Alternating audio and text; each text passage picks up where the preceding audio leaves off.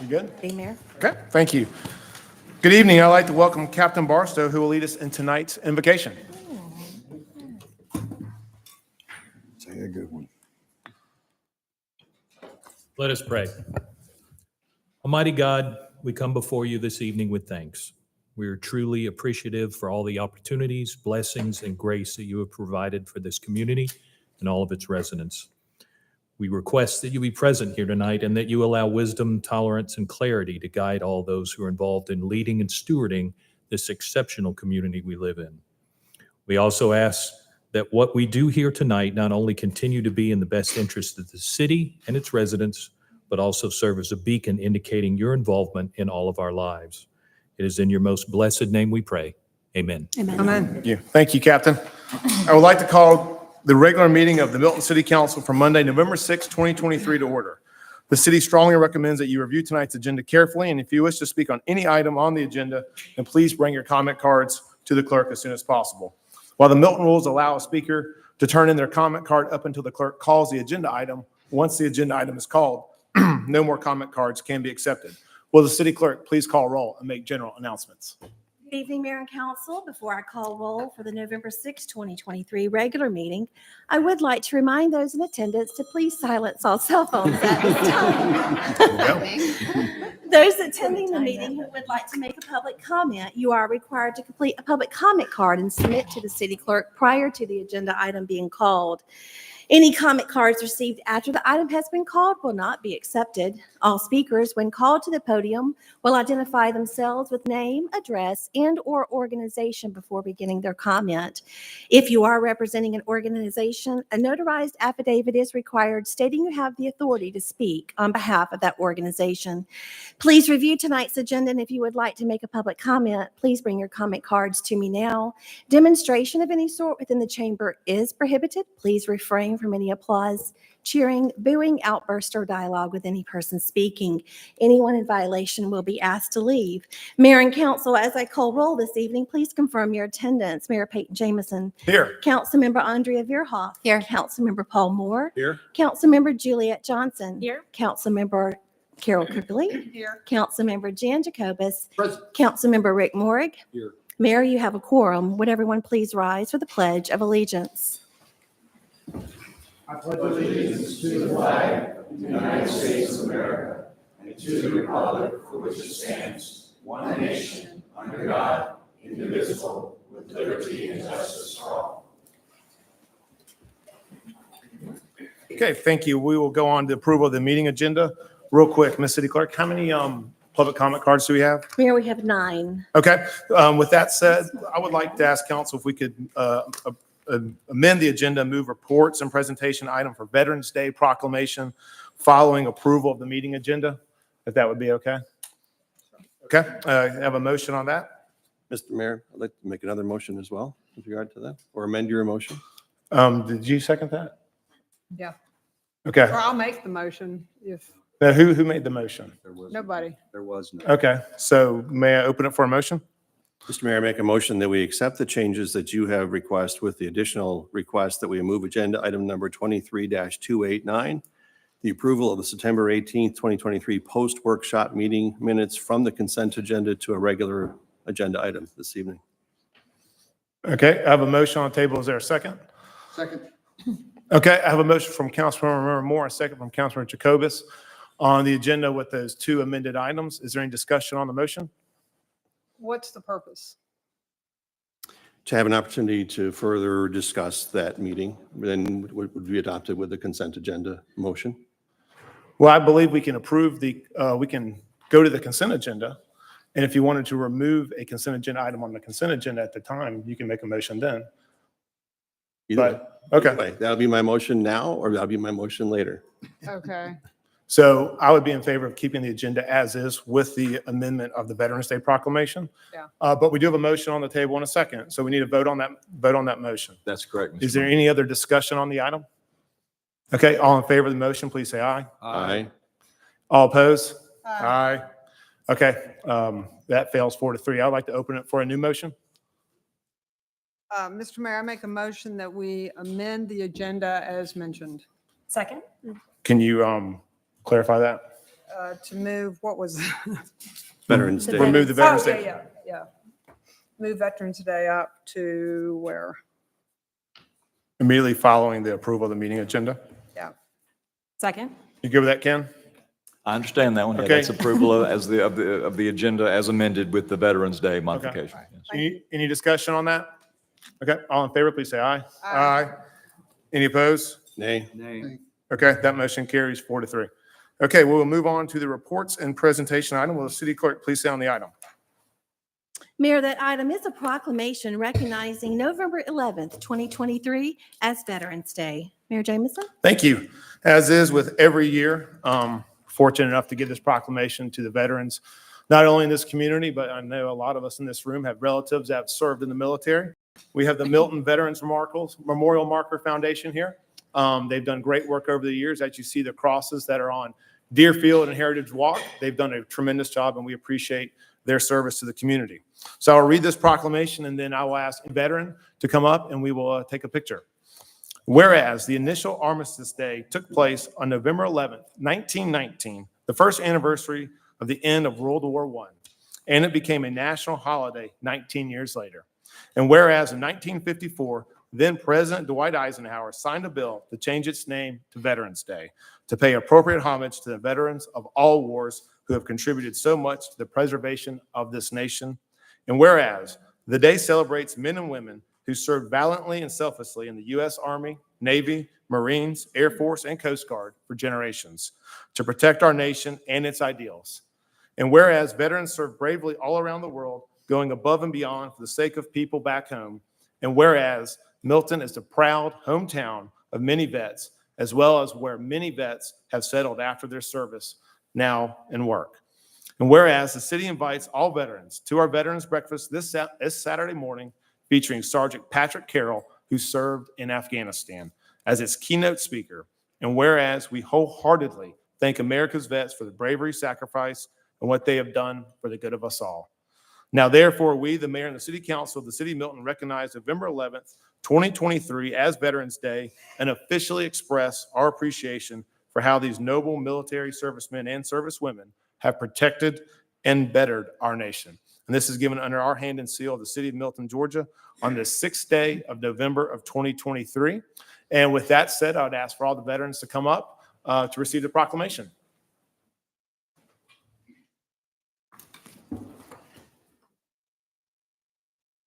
You good? Okay, cool.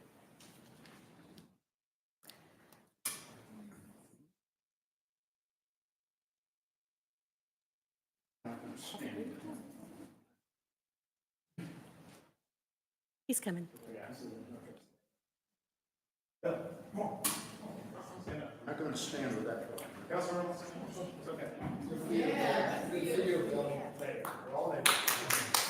No, he lives in Alpharetta.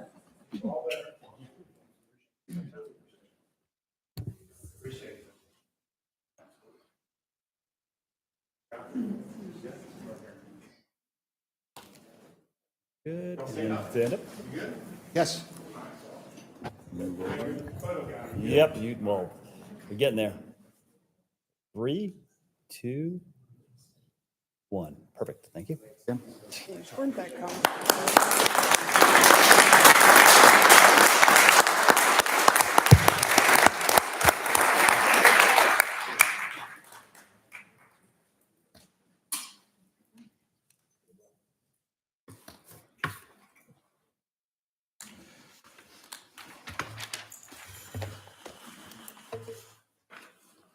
Okay, next is general public comment. Do we have any public comment? We do, Mayor. Okay, I will read the public comment information. The next item is general public comment. Public comment is a time for citizens to share information with the mayor and the city council to provide input and opinions on any matter that is not scheduled for its own public hearing during today's meeting. Each citizen who chooses to participate in public comment must complete a comment card and submit it to the city clerk prior to the agenda item being called. Please remember, this is not a time to engage the mayor or members of the city council in conversation. When your name is called, please come forward and speak into the microphone, stating your name and address for the record. You will have 5 minutes for remarks. The city encourages you to review the agenda, and if you wish to speak, bring your comment cards to the clerk right now. With that said, if we will please call the first public comment speaker. Mayor, I invite Mr. Tim Becker to the podium, please.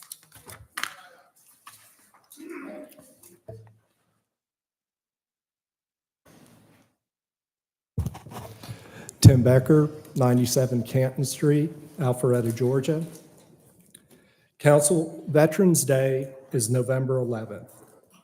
Tonight, you issued a Veterans Day proclamation. As some of you know, I served for nearly 8 years as a U.S. Navy nuclear submarine officer. My wife, Kelly, served nearly 12 years. I participated in 5 strategic deterrent patrols, each around 75 days in duration. I took an oath when I joined the Navy to support and defend the U.S. Constitution against all enemies, foreign and domestic. Council members take a somewhat similar oath. And tonight I want to speak about the Constitution and the Declaration of Independence. The Declaration sets forth the vision for our great nation. That vision is to maximize liberty. Government's role is to secure our liberties, not to trample our rights. The Constitution is the document that operationalizes that vision. It enumerates some of the most important rights, but in the 9th Amendment clearly states the enumeration of certain rights shall not be construed to deny or disparage others retained by the people. And in fact, many such unenumerated rights have been established by the Supreme Court. For example, the right to privacy in Griswold versus Connecticut in 1964. I mention this because last week, Councilmember Rick Morrig violated the basic constitutional rights of a Milton citizen.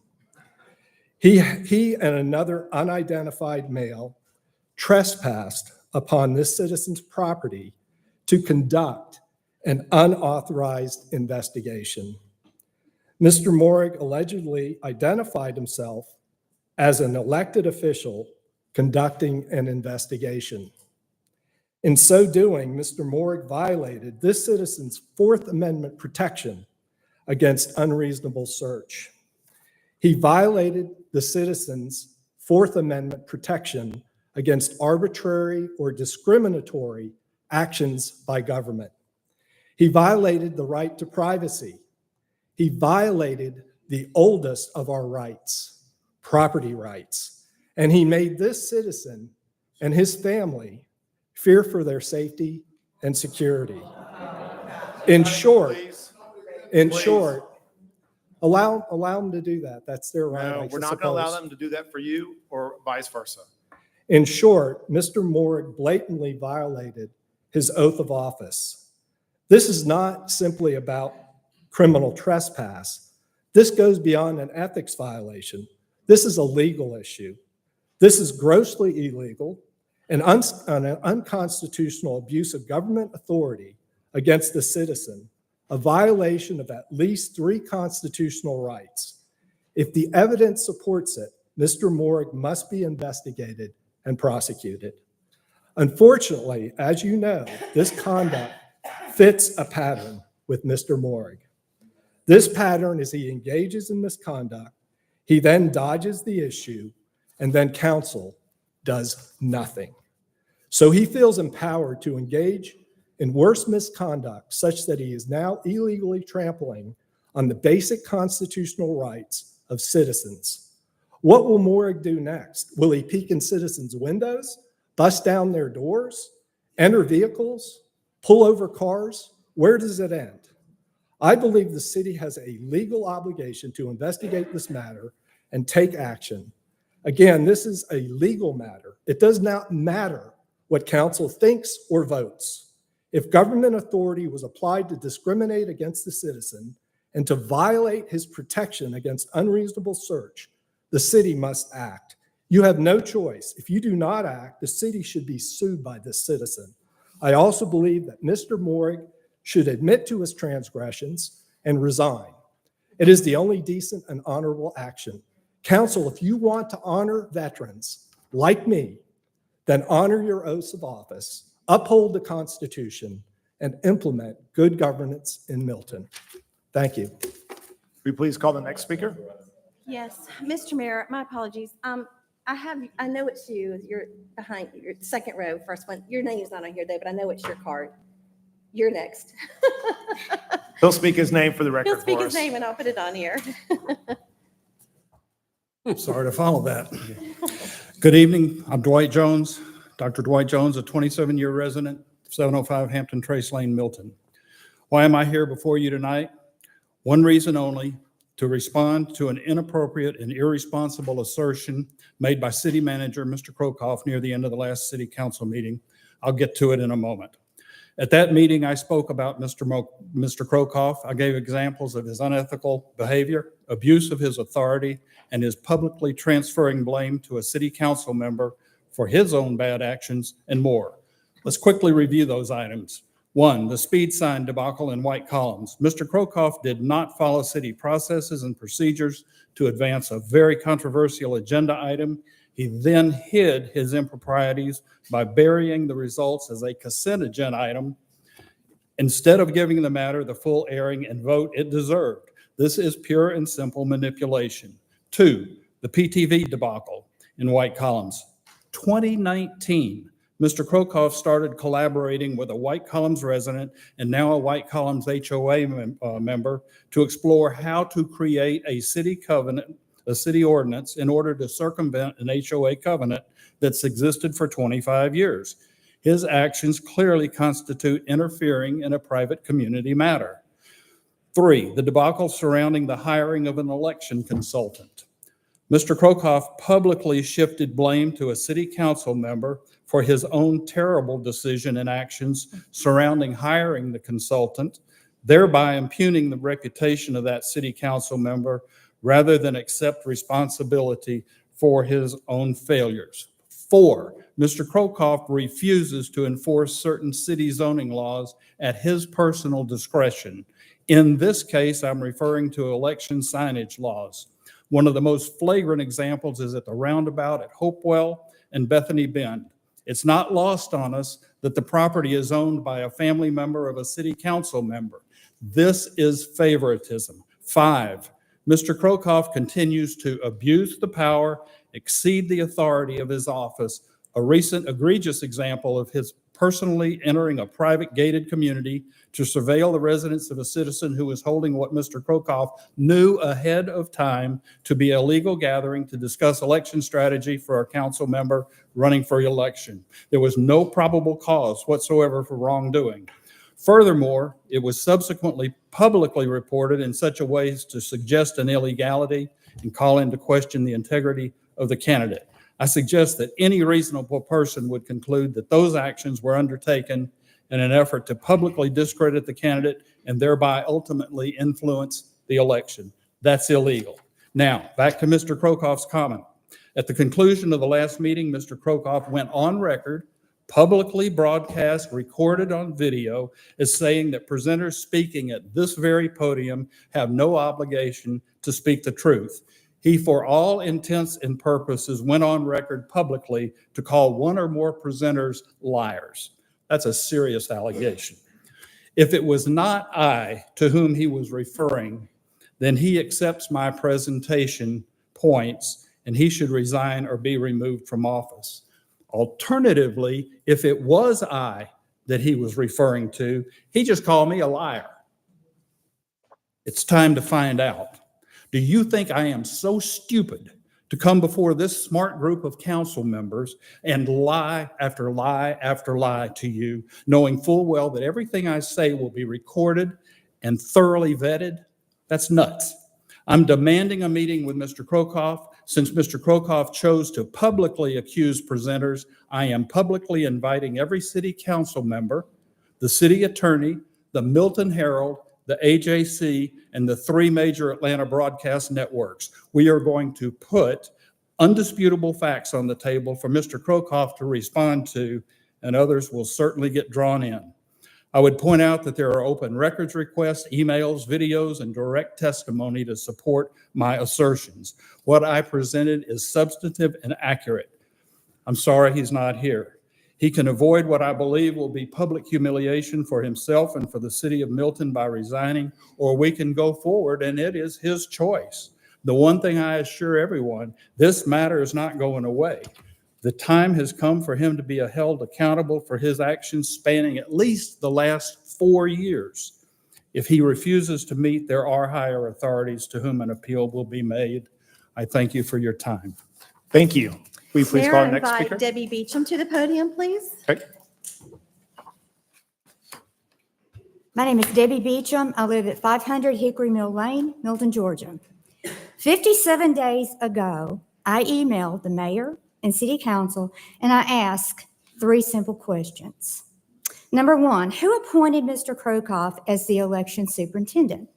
Number 2, who decided not to follow the city charter to establish the election committee? Number 3, who determined the composition of the election committee? 57 days have passed and not one response from the mayor nor 6 city council members.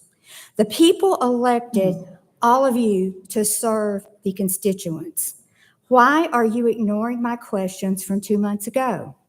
In fact, Councilwoman Cookerly, you campaign on continuing your partnership with neighborhoods and HOAs to be sure homeowners are being heard. My neighborhood and my HOA do not know you. Is that why you're ignoring me? 4 days after sending the email, I spoke to Mayor Jameson. He told me he had not responded because he only knew the answer to one of my questions. He said City Council appointed Mr. Krokoff as the election superintendent. How can the mayor only know the answer to one of these important questions? He assured me he would get me answers, but stated it may take a few days. Mayor, it's been 53 days since you told me that. Not one update from you on getting my answers. When will I get my answers? No one here is being honest or straightforward with how the election committee positions were established or filled. I want to know why. The mayor and I talked briefly about all of the negativity in our city during this election cycle. He then told me not to worry because this will all be over after the election and we would return to our normal way of life. On October the 2nd, the Milton Herald states, Krokoff said he also raised concerns about the committee's composition and in retrospect would have opted for 7 members appointed by the mayor and council. The question for Mr. Krokoff, who is absent, is why didn't you do something about it at that time? Krokoff further states, I also went into it with a preconceived notion, and that was this was never going to happen. What does that say about election integrity? Why was this committee designed to fail? In the same article, former Councilwoman Laura Bentley is quoted as saying, I expressed to both the city manager and the mayor that a committee of this importance warranted appointees from each council member. The city manager did not consider my suggestion. Again, City Manager Krokoff, if you were so concerned, why didn't you listen to former Councilwoman Bentley and follow the city charter? In this same article, Councilwoman Cookerly added she wasn't aware the council even had nominating responsibilities. City Charter Section 4.11 boards clearly states how boards committees are formed. Councilwoman Cookerly, how can you have served on the city council this long and not know that? In closing, the lack of transparency in the city's government is deeply disturbing. Questions from constituents ignored, unanswered, untruthful accounting in the media, memory loss on who appointed one member of the election committee, death threats, email hacks, surveillance of private citizens, blatant disregard for the city charter and the code of ethics, secret meetings, minutes from recall. The question I have for you tonight, if you cannot remember a committee member appointment, how can you reconstruct minutes from memory? We, the taxpayers, demand answers. We demand the truth, but most of all, we demand transparency in our government.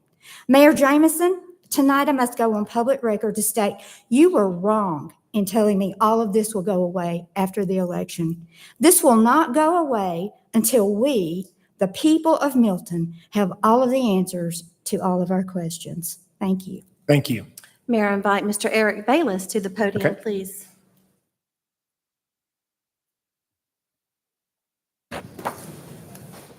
Hi there, my name is Dr. Eric Bayless, 1020 Mid Broadwell. Well, this is interesting. It's not going to be nearly as polished as what I saw before me. I've never been into politics and I've never been in anything like this in my life. But for the previous speaker speaking on Milton and people's rights, I'm going to give a quick background of who I am and why I'm here and just let y'all hear my story. We have a small business here in Alpharetta. We've had a home and lived in our home, and now we have a farm here in Milton.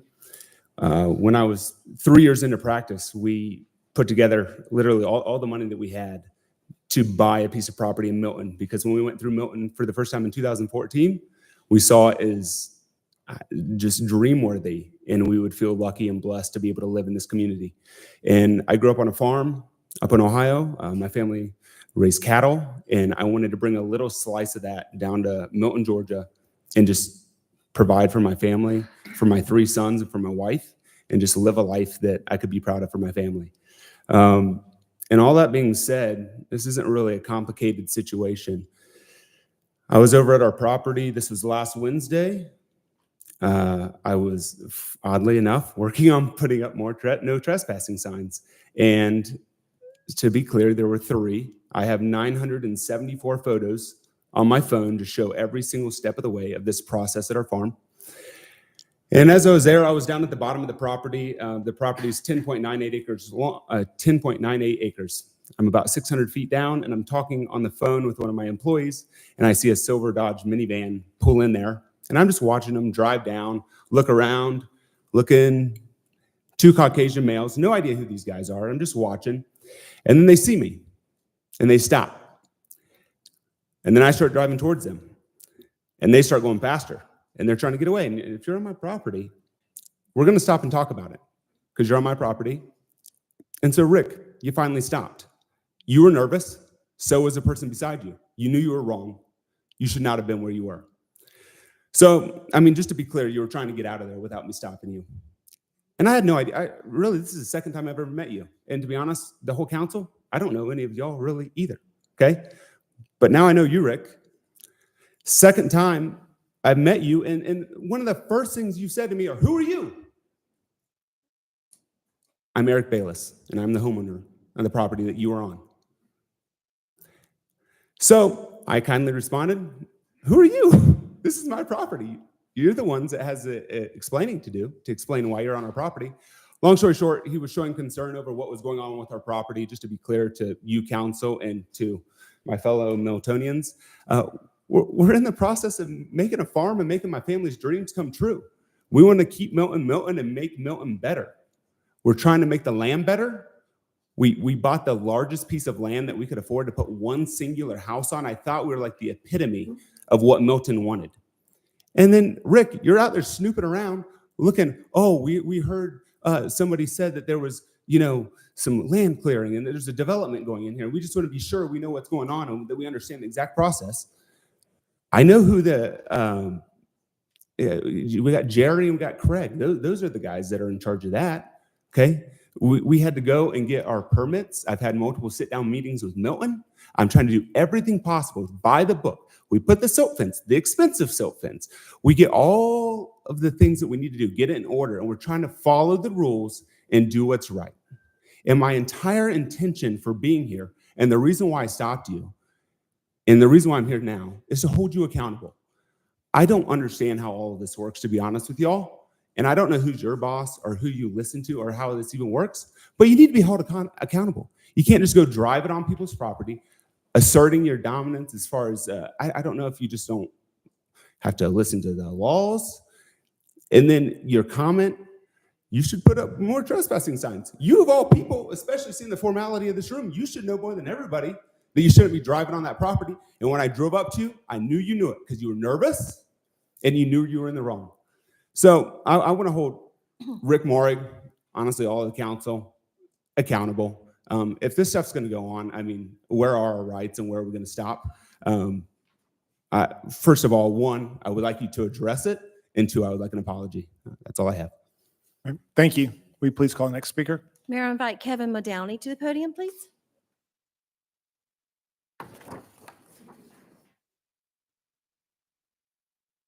Kevin Muldowney, 3325 Kentworth Lane, 10-year Milton resident. I am that unidentified 70-year-old. This council election, current election win has really met new lows. I realize now that Eric is I believe Eric's a Henny Cranmer supporter. Mayor Jameson, I believe you guys work out at the same gym. But those comments he just gave deserve strong and absolute rebuttal. I was riding with Rick. We were riding around on Wednesday, checking out. We were putting up some campaign signs, checking on others. And I had mentioned to Rick, there was somebody at City Council who mentioned a 10-acre lot that had been clear cut. Rick said, you know, I know where it is. It's right up the road. Let's go take a look. We drove up on the road. There was silt fencing right near the road. We couldn't park there. There was no trespassing signs. I'm positive of that. We pulled up the driveway. There was a recently laid heavy bluestone drive. We drove up that to kind of the crest of the property, looked around, took a couple of pictures. We saw a pickup truck in the rear of the property by a storage container. And we got enough pictures. We started to back out, not roar out. We started to back out calmly. The truck comes pulling up, the pickup truck with Mr. Bayless in it. They're driver's side to driver's side. It was like, you know, who are you? What are you doing here?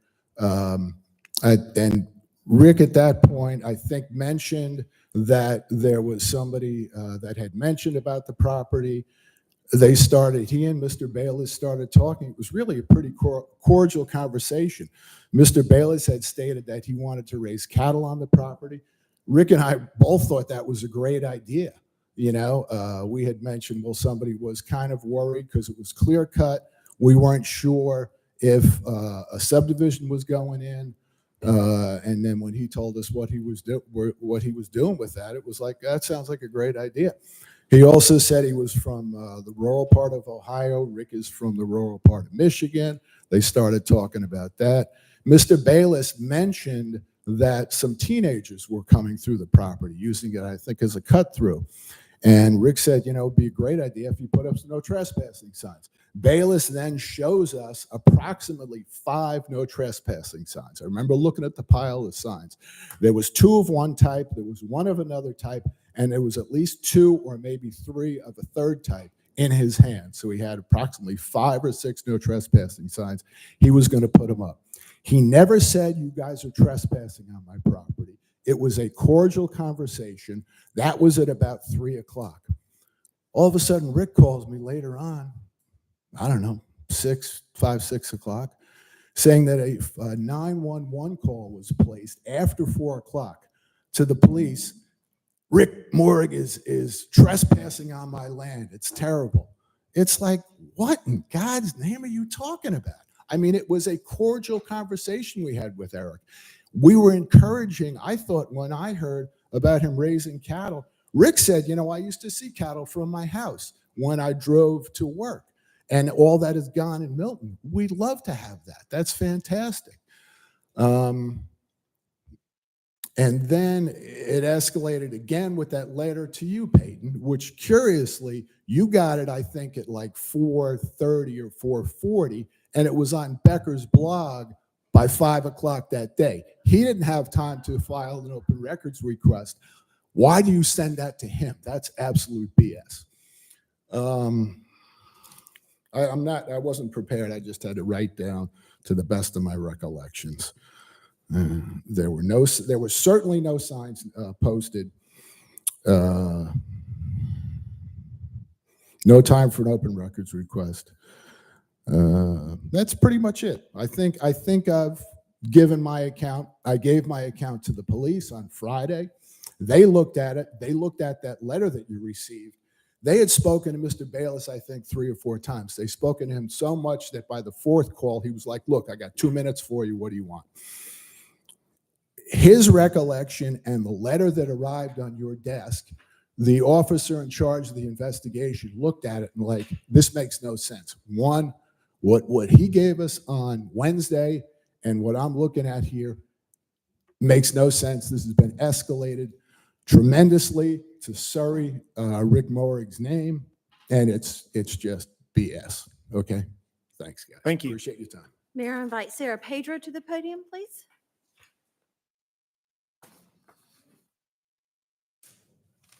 I don't know if I can follow that. My name is Sarah Pedro. I'm a little concerned about sharing my address publicly since I know that this blogger who poses as a community coalition has been disparaging Milton citizens for simply speaking up Ms. about Pedro, the hold on wrongful just 1 activities. second. Does she have to say her name and address for the record? Speaking, yes. Yes. Okay, I'll say it, Okay. and if it shows up, I'm going to come back here and explain that, okay? Okay. Because he's been disparaging citizens in his blog, okay, Okay. publicly. So it's 330 Majestic Cove. I've been a Milton resident since 2015. And by the way, coalition implies it's more than one person. So I was surprised when I found out it was one person posing as coalition. So I'm a Milton resident of Crooked Creek, the gated community that was recently infiltrated by the city manager for nefarious, unauthorized surveillance of some of my neighbors. I'm really actually very surprised to be here because I was blown away that this was even happening, okay? So when I learned of the violation of my privacy and our neighborhood security, I felt that I couldn't stay silent regarding this. This is disturbing. I then found out that he had possibly used his position as a former member of the police department to gain access. That was even more troubling. And I wondered about if active duty Milton police officers would appreciate such an abuse of power by one of their former colleagues. Talking about the city manager now. Due to this blatant abuse of power, I believe that Mr. Krokoff should resign from his position. He's tainted the trust of Milton citizens through his misconduct and unethical behavior, like holding secret meetings, spying on citizens, and misleading voters about city matters. I'm also very perplexed with the mayor, who appears to be trying to influence Milton voters with made-up stories, just as Kevin mentioned, to disperse sitting council members and colluding with this devious out-of-town blogger and the rogue Milton Herald to spread these false tales. I believe the mayor should be remaining neutral through all of this. Not sure why he's so actively involved in the campaigns of inexperienced candidates with questionable developer ties. That seems like a big red flag. Further, I'm disappointed with some of on the council who have sat by and let these egregious and unfounded attacks take place against their fellow council members without any advocacy. That's shameful. I've been to these meetings and have watched how experienced council members like Mr. Morrig conduct himself on our behalf. He pushes back when warranted, and he's not a yes man for the mayor. That is the leadership needed during a time when so many ills are being perpetrated on the unsuspecting citizen voter. We elect you for a reason, and it's not to bow to special interests and ignore the will of the citizens. And it's been sad for me watching this childish spectacle play out in this town that I love. Thank you. Will you please call the next speaker? Mayor, I invite Pamela Borgel to the podium, please.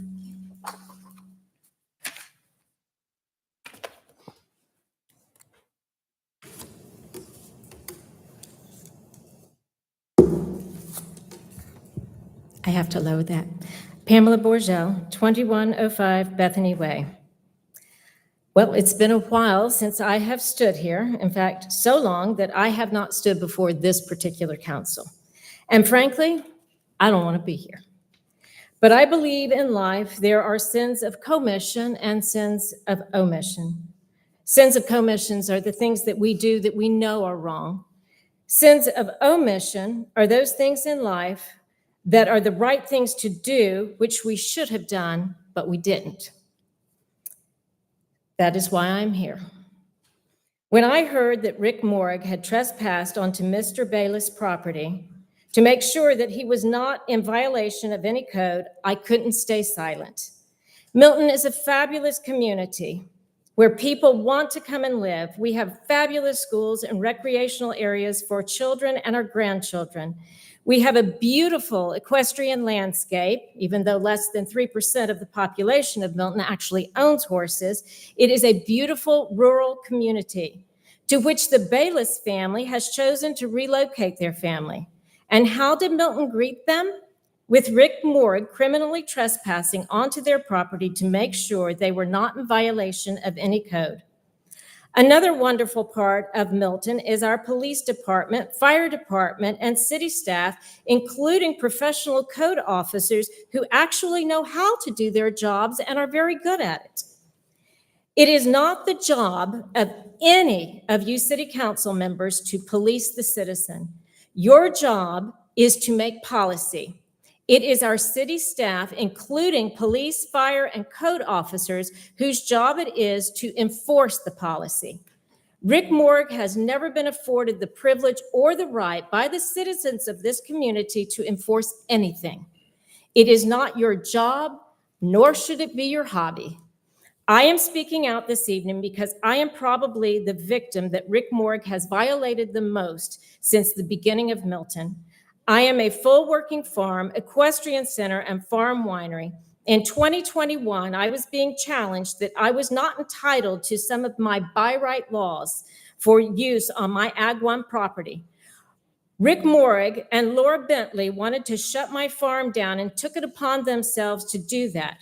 Laura Bentley went so far as to have her daughter give us a one-star review on Google in attempt to ruin our business. Her daughter had never even been there.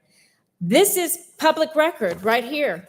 It is public record it's public record 107-2022, page 189 of the one-star review that Laura Bentley's daughter gave us in an attempt to destroy us.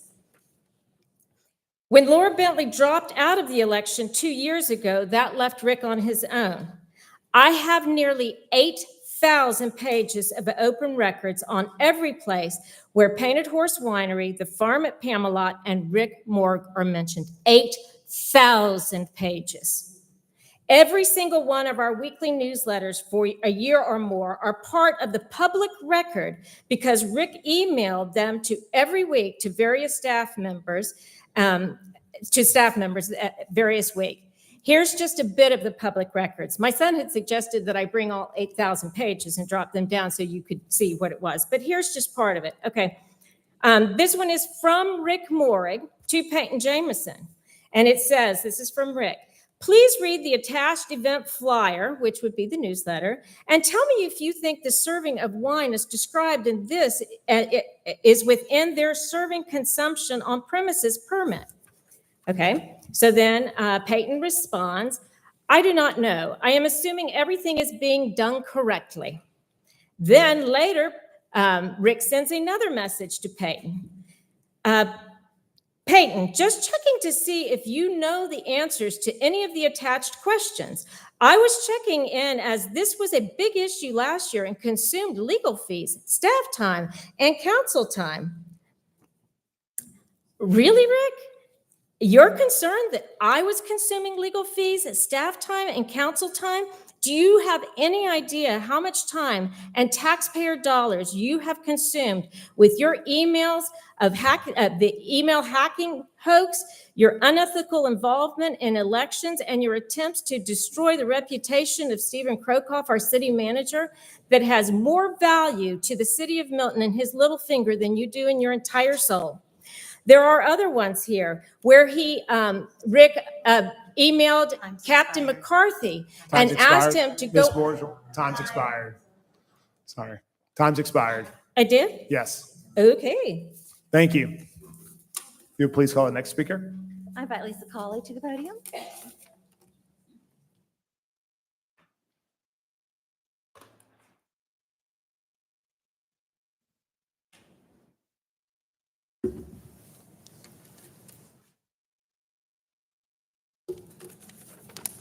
My name is Lisa Colley. I live at 14680 Freemanville Road. Agenda item 23-289 on the consent agenda is inappropriate for its placement.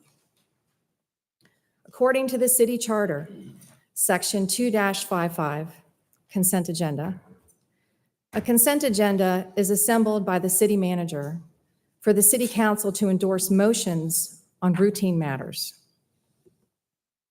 Based on my understanding, Only the city manager or the mayor have the authority to add or remove items from a consent agenda.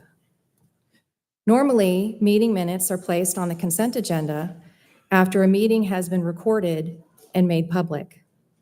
However, in this case, there was no agenda, no advertisement, or recording of the meeting.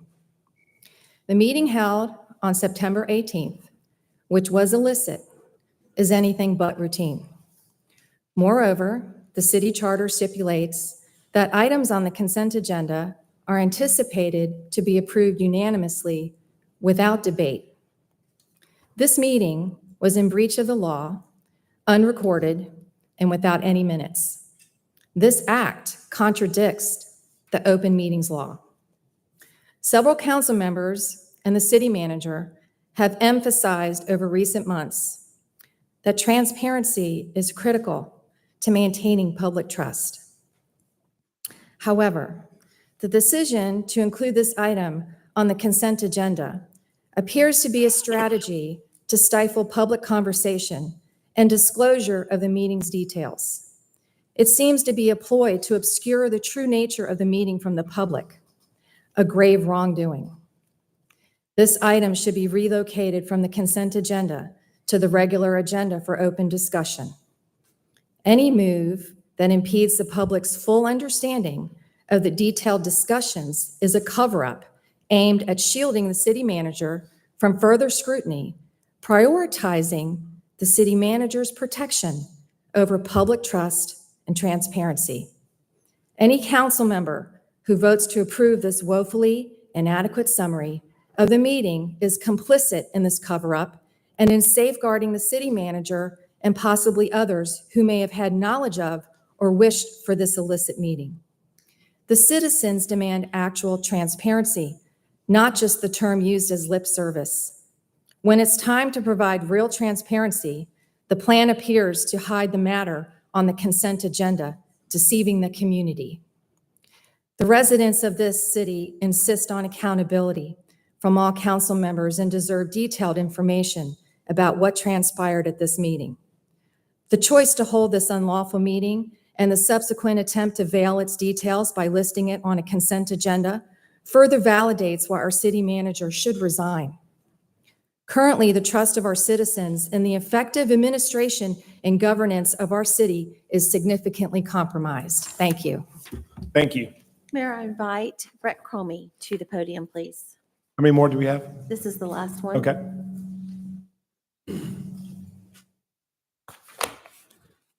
My name is Brett Cromie, 14147 Seabiscuit. I'll give that directly to Tim, but he left, so. Mayor Robert Peyton Jameson Jr., when you ran for mayor 2+ years ago, you ran on a campaign slogan of keeping Milton, Milton. You have broken your promise. You are known by your middle name, Peyton, and it's very fitting. There was a TV show in the 60s called Peyton Place. Peyton Place was a show that included plot lines of deceit, scandal, and immoral hypocrisy. And in only your 2 short years as mayor, you've turned our beloved Milton into this. You've not kept Milton, Milton, you've changed it to Peyton Place. The founders of Milton wanted to have a city that protected the North Fulton residents against stupid and big government decisions of Fulton County. Unfortunately, you've embraced these. The residents have had it to fight you in your zeal to raise taxes. You want to spend our money like a Fulton County Democrat. You have aligned with an outside pro-growth developers that want to drastically change and ruin Milton. You have not ruled out the possibility of high-density housing through a development authority. You're trying to force a mega park down the throats of our residents while allow clear cutting of for high-density housing in violation of our tree ordinance. You made a mockery of the local election process and allowed outside forces, the specter of racial injustice in our voting system. You have colluded with a non-Milton resident gadfly blogger to spread hypocritical and deceitful messaging. You've allowed the city manager to run amok and cause distrust among the residents. You put residents in danger. You broke ethics rules. In fact, in this last point, you publicly stated if a council member breaks ethics rules, they should step down. I don't need to demand you to step down. If you have any honor or plan to keep your word, you will remove yourself from office. But since I know that you're a liar, I expect you will ignore your stance on ethics and try to stay in power until you're removed by the voters in 2 years. Possibly the most egregious, however, is your decision to risk the lives of residents at a city council meeting. Following death threats you received at City Hall, you did not cancel the meeting. You did not notify anyone in attendance their lives are also in danger, despite getting a text message that stated, "Leave now." You have failed stupendously in your responsibility to keep your residents safe.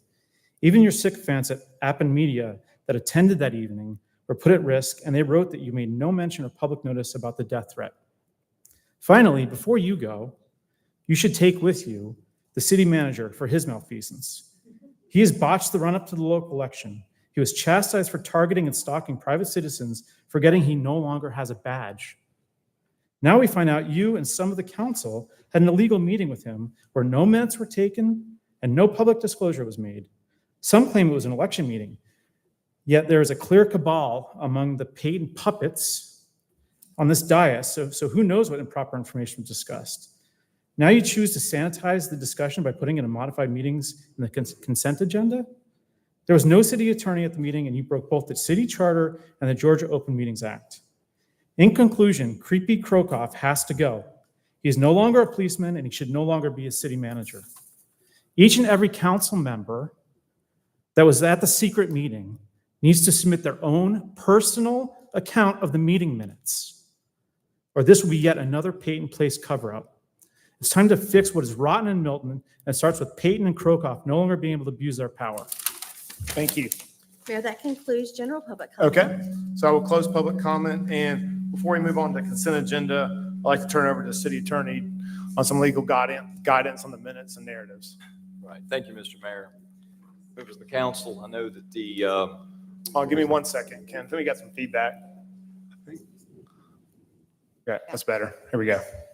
Mr. Mayor, members of the council, thank you. And I know that obviously what occurred on September 18th is of significant concern. And so let me try to address with the council what I have done and the recommendations that I have made.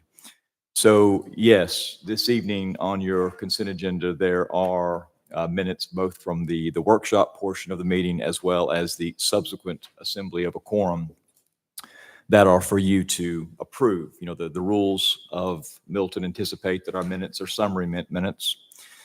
Minutes are in fact a legal construct under the Open Meetings Act. They have a permanent retention under the Act, and we have an obligation to approve and record minutes from every assembly of a quorum of the city of Milton when city business is discussed. So with that sort of having been provided to me, the city of Milton asked for me to provide the remediation or my guidance with respect to remedial action, and I have done that. And to the city's credit, everyone has been very accommodating to that and has participated.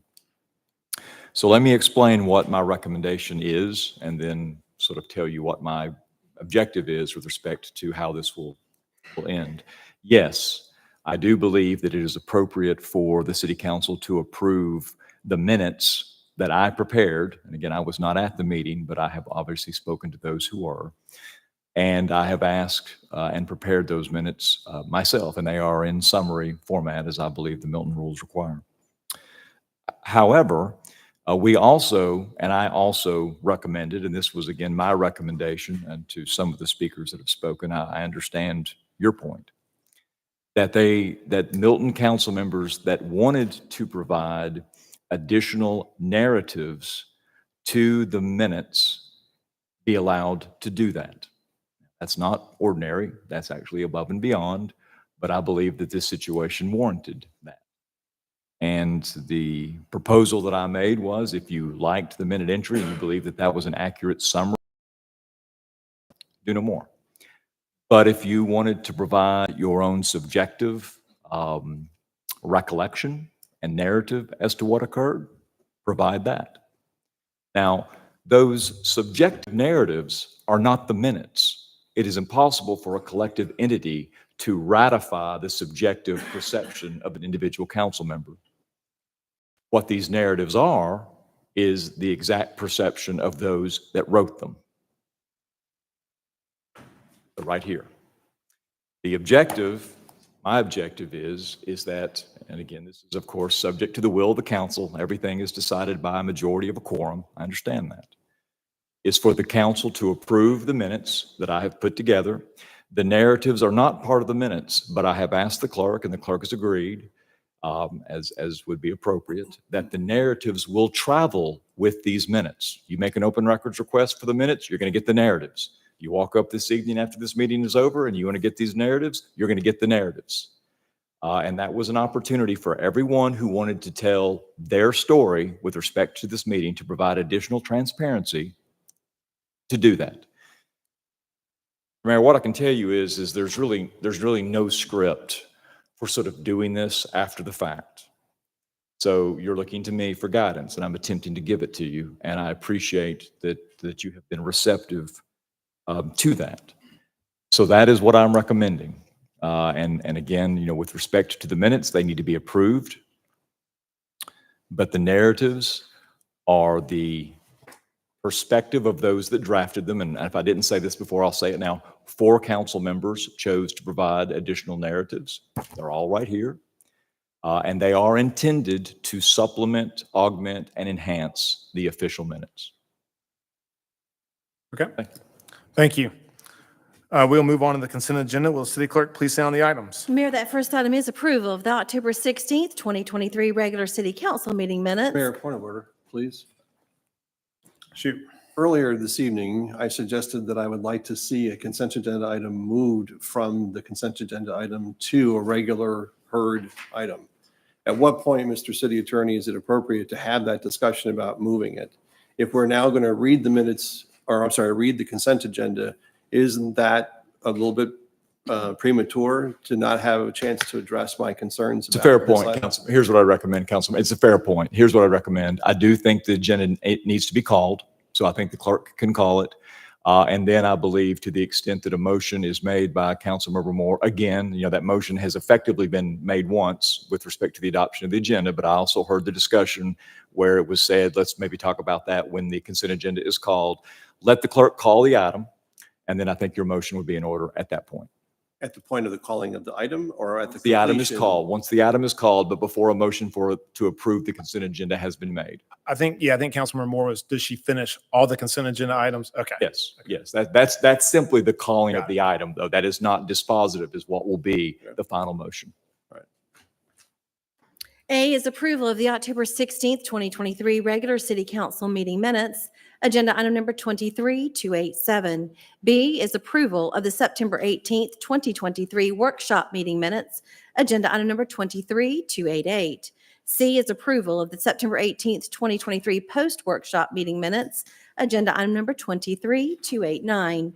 Next is approval of a recreation provider agreement between the City of Milton and Tree of Learning, Inc. to provide youth outdoor education programming. Agenda item number 23290. E is approval of change order number 1 to the services agreement between the City of Milton and 5 Stevens Mechanical LLC for preventative maintenance and on-call services for new HVAC units at Fire Station 41, Fire Station 42, Milton City Park and Preserve Community Center. Agenda item number 23291. F is approval of an agreement between the City of Milton and Everbridge, Inc. to provide a communications tool for use in emergencies and non-emergencies. Agenda item number 23292. Our final consent item, G, approval of subdivision plats and revisions. The development is help me. It's Batesville Road, land lot 73536, District 2, Section 2. It is a minor plat to subdivide the parcel into 3 lots ranging in size from 1.799 acres to 3.904 acres. That's a total of 8.259 acres and a density of 0.36 lots per acre. Agenda item number 23293. Mayor Jameson? Thank you. So do we have a motion to approve the consent agenda? Mr. Mayor, I'd like to make a motion to approve the consent agenda, however, with the removal of agenda item C, number 23-289, for the purposes of moving it this evening to another place in the agenda where we can have further discussion outside of the consent agenda. Okay. I have a motion from Councilmember Moore and a second from Councilmember Jacobus. Is there any discussion on the motion? Yeah, I have a point. So all of these narratives are available, correct? I know I've seen them in email. I know they're being passed around. So it's not like anybody's being prevented from seeing them, correct? Right, well, I think there has been some distribution of them. Oh, there has been.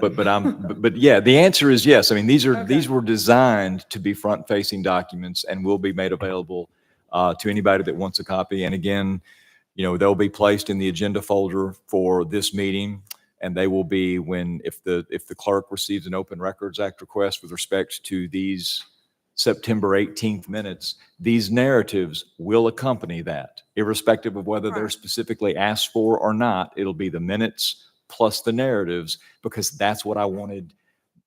That was the additional level we attempted to provide. So anybody that wanted to add could add. I felt that, and I know that some members of the council believe that was very important, and that's why we did it that way. Right. So yeah, the objective was front-facing, Councilmember Cookerly. Okay, well, it feels like these have been discussed ad nauseum. I couldn't disagree more.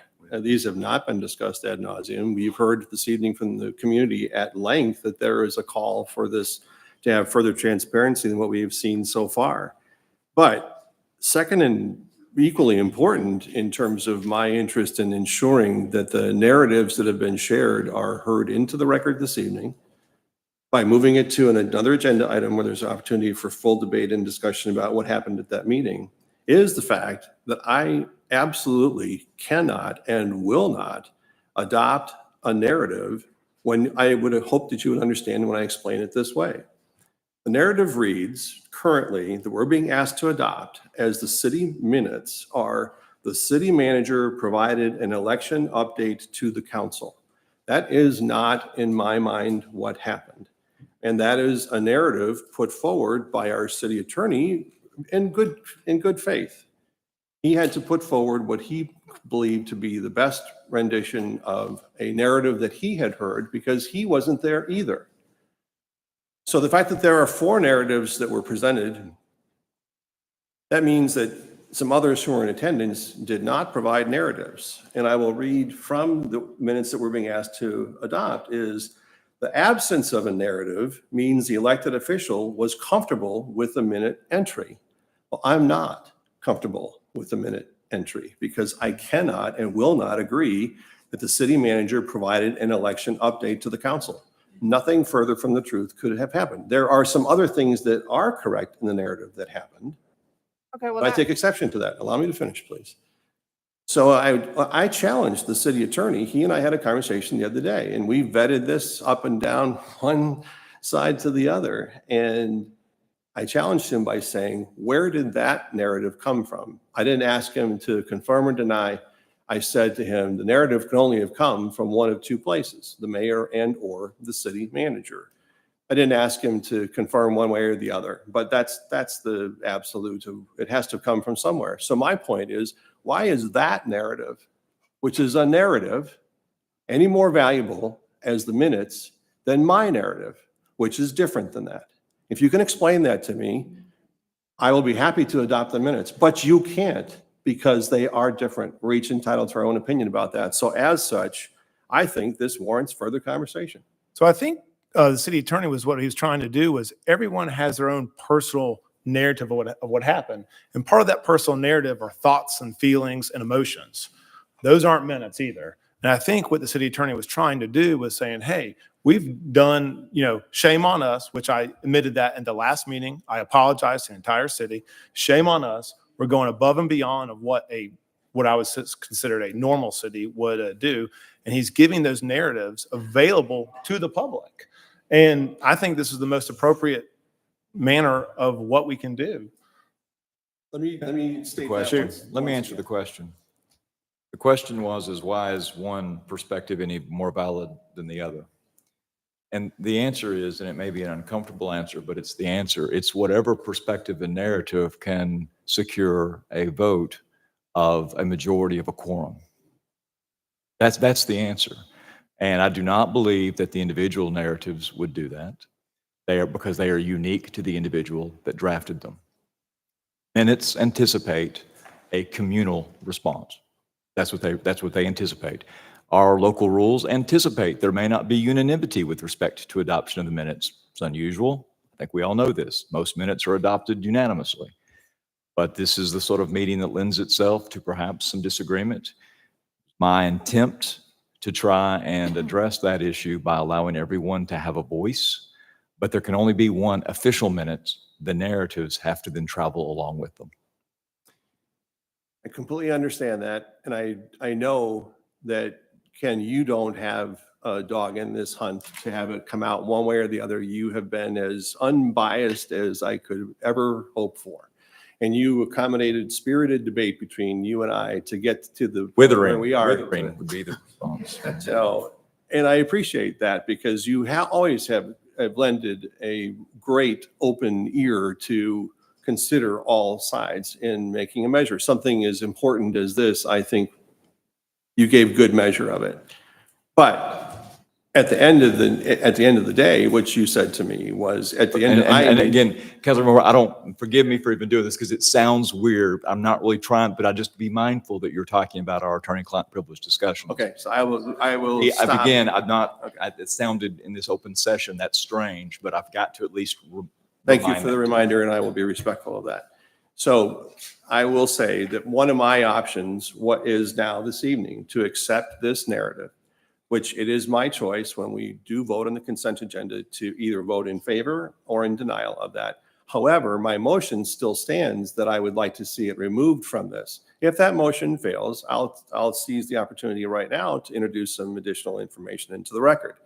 For example, I don't know that at this point it's inappropriate for me because I want to ensure that my narrative is in the record, whether it's the minutes of tonight's meeting or in the minutes of the inappropriate meeting are heard. So I'd like to take the opportunity to read my narrative into the record.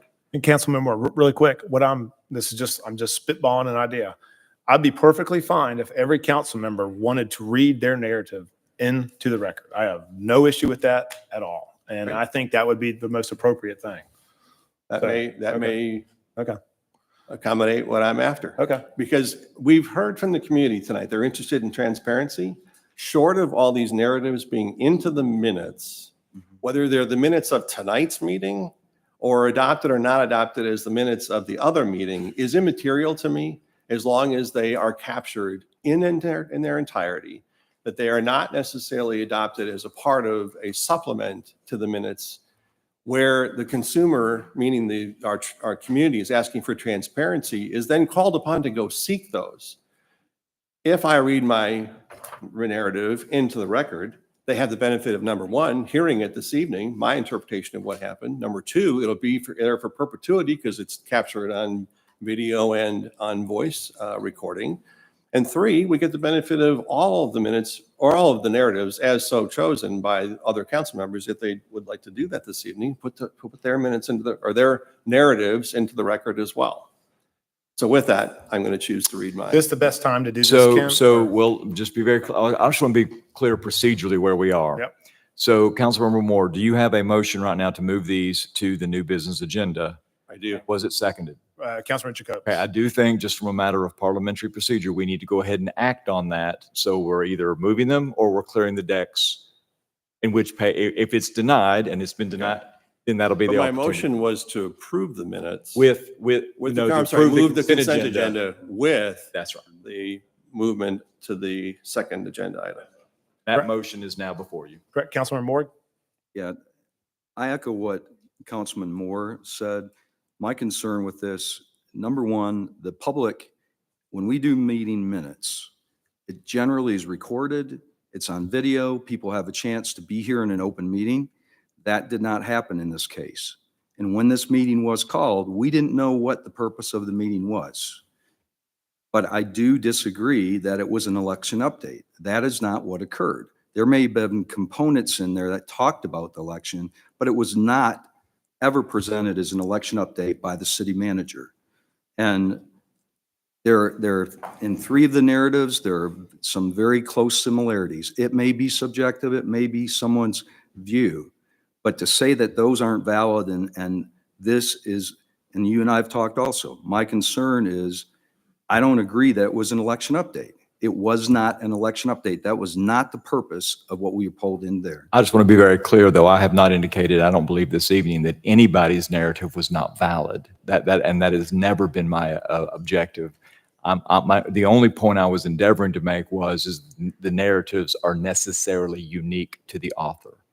I'm attempting to get as an approved set of minutes, but I am not attempting at all to denigrate your individual recollection of what occurred. I will not do that. No, I think you've been clear on that from the get-go. A narrative is objective, minutes are objective by a body of people who think what happened. So go ahead, please. No, I was going back to the procedure stuff. I was jumping with the hand motion. I wasn't even saying anything. That's So all that right. was my mind going. So finish up. Okay, is this satisfied if we approve the agenda minutes and then you all read your narratives into the record under new business? Is that what we're after It here? would be, in my opinion, the way it would work is after consent agenda is read, there's a motion to approve the consent agenda. Right. Second, then under that discussion, then each council member can make a statement, read narratives into the record. So we don't have to Councilmember Moore's move it. part. We can Correct, just we do it don't right have to there. Okay.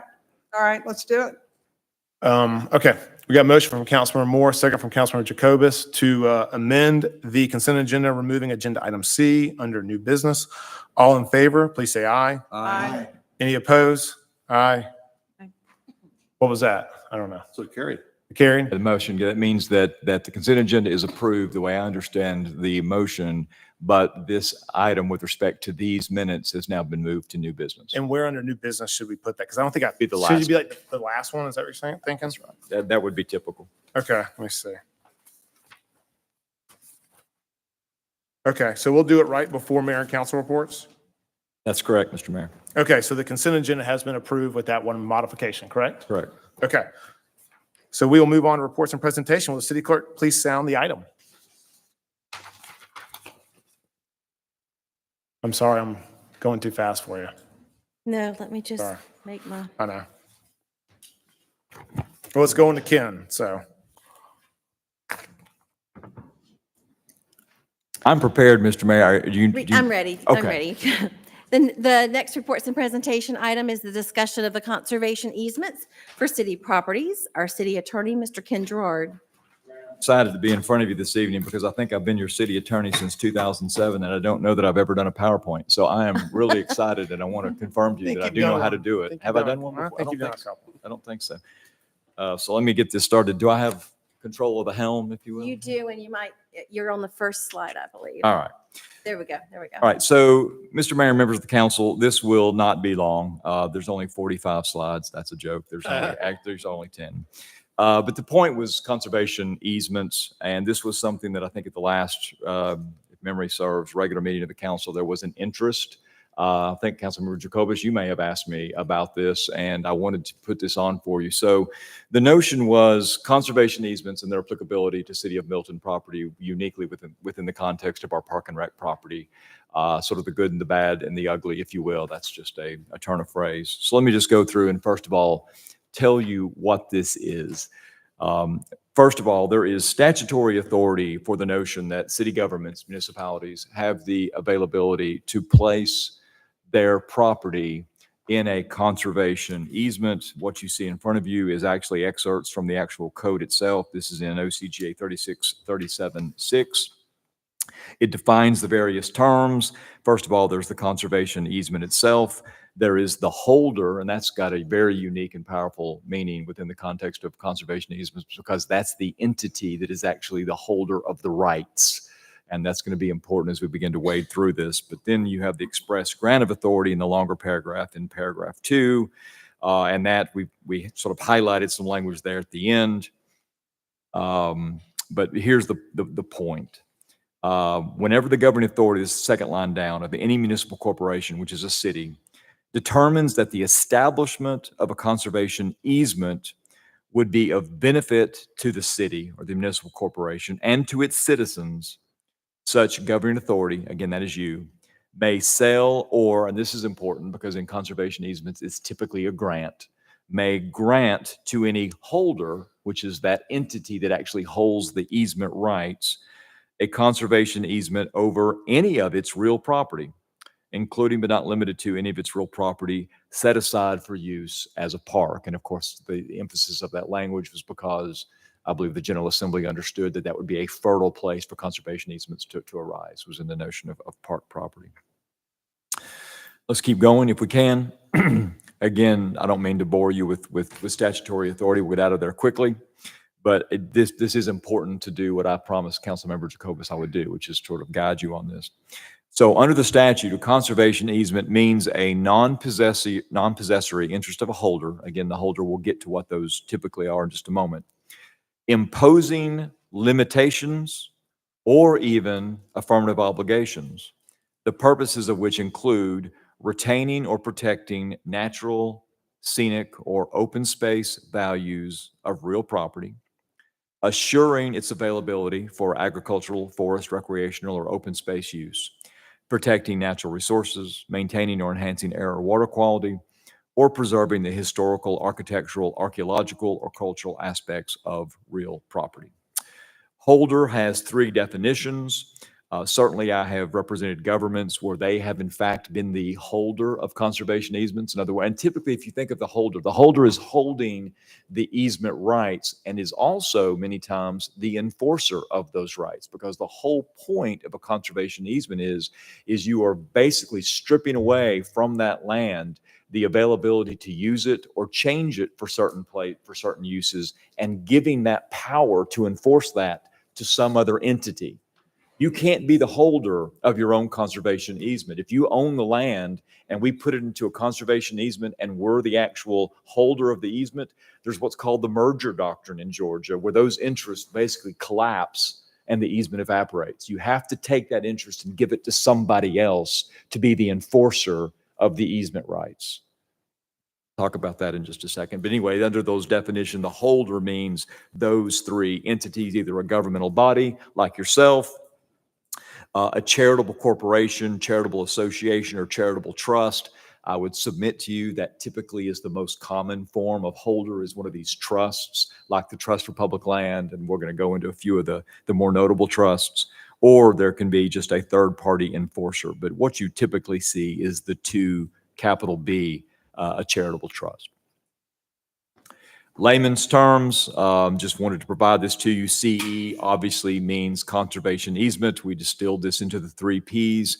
Conservation easements provide for protection, preservation, and this is the key, and this is both a good and bad key, and we're going to get into this, but perpetuity, which means, stated simply, a long time. All right, a long time. CE, the conservation easement, is document driven. So we have the power by the General Assembly to place some of our property or the rights to our property in these conservation easements. But candidly, what that looks like specifically is going to depend in some respects on what sort of an easement agreement we work out with we know what the term is now, with the holder, right? And that's sort of the agreement we'll be entering into if we go down this path. Number 4, I want to just emphasize this to you. So the conservation easement can prohibit or forbid uses that we can presently do. In other words, it has a binding effect on you, on the governing authority of the city of Milton. It can prohibit development, it can prohibit further subdivision of the property, or it can prohibit conversion of the property for another use. And in fact, I seem to recall that the meeting where this came up and some stakeholders were up, sort of advocating for this. The idea is that you have a piece of property, for instance, that is currently a passive park or a green space. Well, some governments in the future may want to convert some of that to active use. But if you put a conservation easement on that property and you strip away the ability to ever convert it, the holder holds the power to enforce that, and you will no longer have that power. That decision will have been made for you. Does that make sense? Because you've taken that right and given to that third party to hold. I just asked a question. Please, of course. So in that case, the holder, because we're the government entity, yes, we have a green space.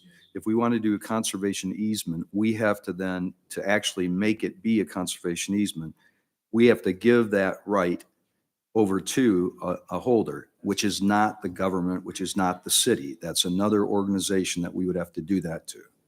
Well said. Succinctly stated. And Ken, is there a question? Councilman Moore, maybe think about something. We have Birmingham Park, which was used with operating money. Right. And we have green space bond money. Yeah. Those parks. Is there any difference in that when we're going down this path? No, not just in that situation you just presented. No, the typical situation I run into is when a government has used a dedicated or a very singular income stream, like a green space bond, to acquire property, and then wants to convert it to active. And what you have to do then in that situation is literally the government has to buy back. It has to buy back that property at whatever the purchase price was out of that green space fund and basically replenish that fund before you can convert it to some other use to include active. That is a thing. That is a real thing. And isn't that what we did with Milton City Park and Preserve? I Because we seem had to an recall active that's- component. yeah, I We seem to paid for it all with the green space fund money, and then we took capital funds and said, this portion is going to be active. So we're going to buy that back so we can actually use this, have a community center, but the rest of the property is green space. That's right. And of course, the public policy rationales for why that's true make a lot of sense. We promised the voters we would have this much green space funding, and if we convert it, then presumably we have not done what we said. That's why you have to buy it back and put that back into that account so the citizens, the taxpayers get the benefit of that green space bond that they agreed to self-tax themselves for. So Ken, in the instance of a property, I'll use Birmingham Park as the example, bought with general fund money, not under the restrictions today of a green space bond money. And if we were to choose to put that into a conservation easement, activities in Birmingham Park today that are standard and customary to a park like that, where we have encouraged the use of by the equestrian community, wouldn't necessarily be precluded because that would be consistent. I'm making a statement. No, that's a great point, and that's where I want to go back, if I can, to 3 on this slide. We would, you would tell me that we want to do a conservation easement and we want to prohibit, for instance, this is a hypothetical, okay? We want to prohibit any conversion of this to active amenity. We don't want ball fields on it. We don't want lights. But if we wanted to say, but the level and intensity of existing equestrian uses can continue, be perfectly fine. Okay. I mean, Is that it? Oh, I'm sorry.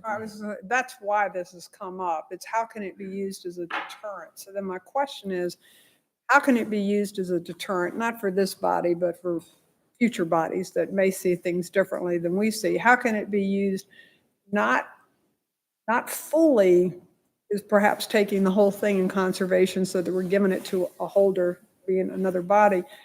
Is there a mechanism where we can use pieces of it for protection that kind of ward off the evil spirits without having to dunk the whole thing? Right. That's right. And the answer is yes. I believe that we have a lot of latitude in drafting the vesting documents that create the conservation easement. We also, I'll just have to tell you, depending upon what trust that we engage with, we'll have to check their temperature if we want to put a little more wiggle room than they may be used to. Some of them tend to be very purist. You only get to do it if you're locking them down, because that's what we want to hold properties where they have locked down. But to the extent that we wanted to nuance it, maybe just a little bit more flexibility, I'd need to work with the charitable trust to see if they would agree to do that. Does that pertain to, so on the day that it's established, Yes. whatever that property is on that day, that's what it has to stay?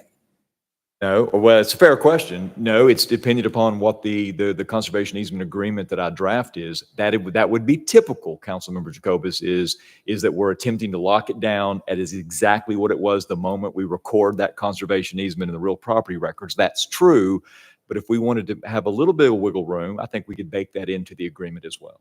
Does that also pertain to like any enhancements, like a parking lot? I mean, are those all things that when you develop it, you put those in? In other words. Yeah, I think that to the extent that we said we want to lock this property down such that it can never be converted, for instance, to an active amenity, but we do want to be able to provide reasonable parking and maybe sanitation services and maybe some sidewalks.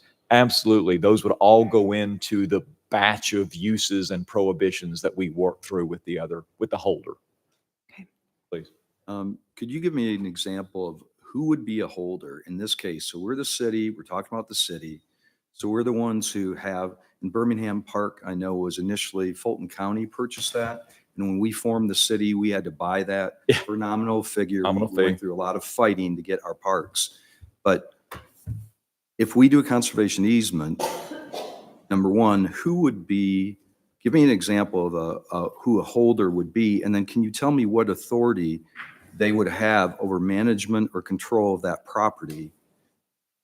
Well, okay. Have we deeded that over to them, so no longer are we're not in charge of that property? A lot going on. That was a compound question. If I was in Sorry. trial, I would object to that one and say that that's. You want me to restate? No, but I will say, okay, so first of all, the holders, I did try to put up a couple of the more notable holders. So here you see some slide with the Trust for Public Land. And there's nothing special about this. This is literally off of their website. Anybody could access this. I did think the numeric below was kind of interesting. 4 million acres protected, 5,364 outdoor spaces created, 9.3 million people connected. Again, just giving you an idea that this is sort of what they do. They're good at it. And I have done some deals with the Trust for Public Land before. Now, they're not the only sort of holders that are out there in the ecosphere. So down at the bottom on the left here, we've got the Georgia-Alabama Land Trust. It's holding itself out as the largest regional land trust in the Southeast.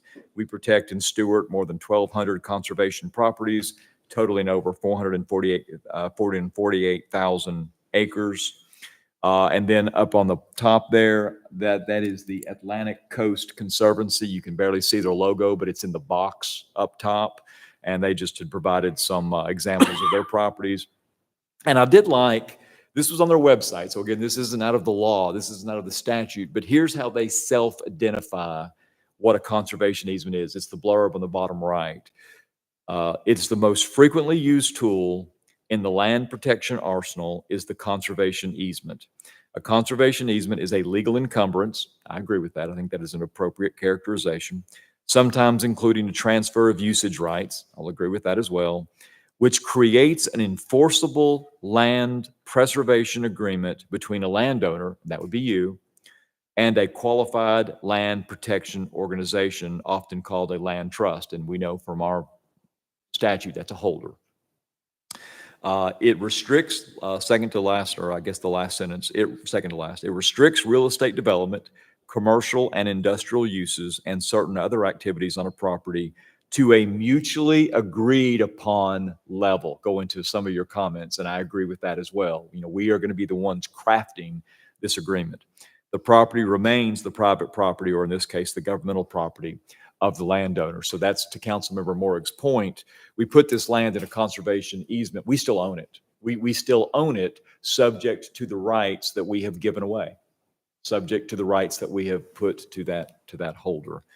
And I want to see if I missed any slides, and because I think I'm about done. Yeah, the only other slide I skipped was just the middle of this slide talks about the 3 entities, and now we've gone through them. And again, there's more than these 3. I'm not a shill for any of these 3. There's others, but these are the ones that are the most known to me. These 3.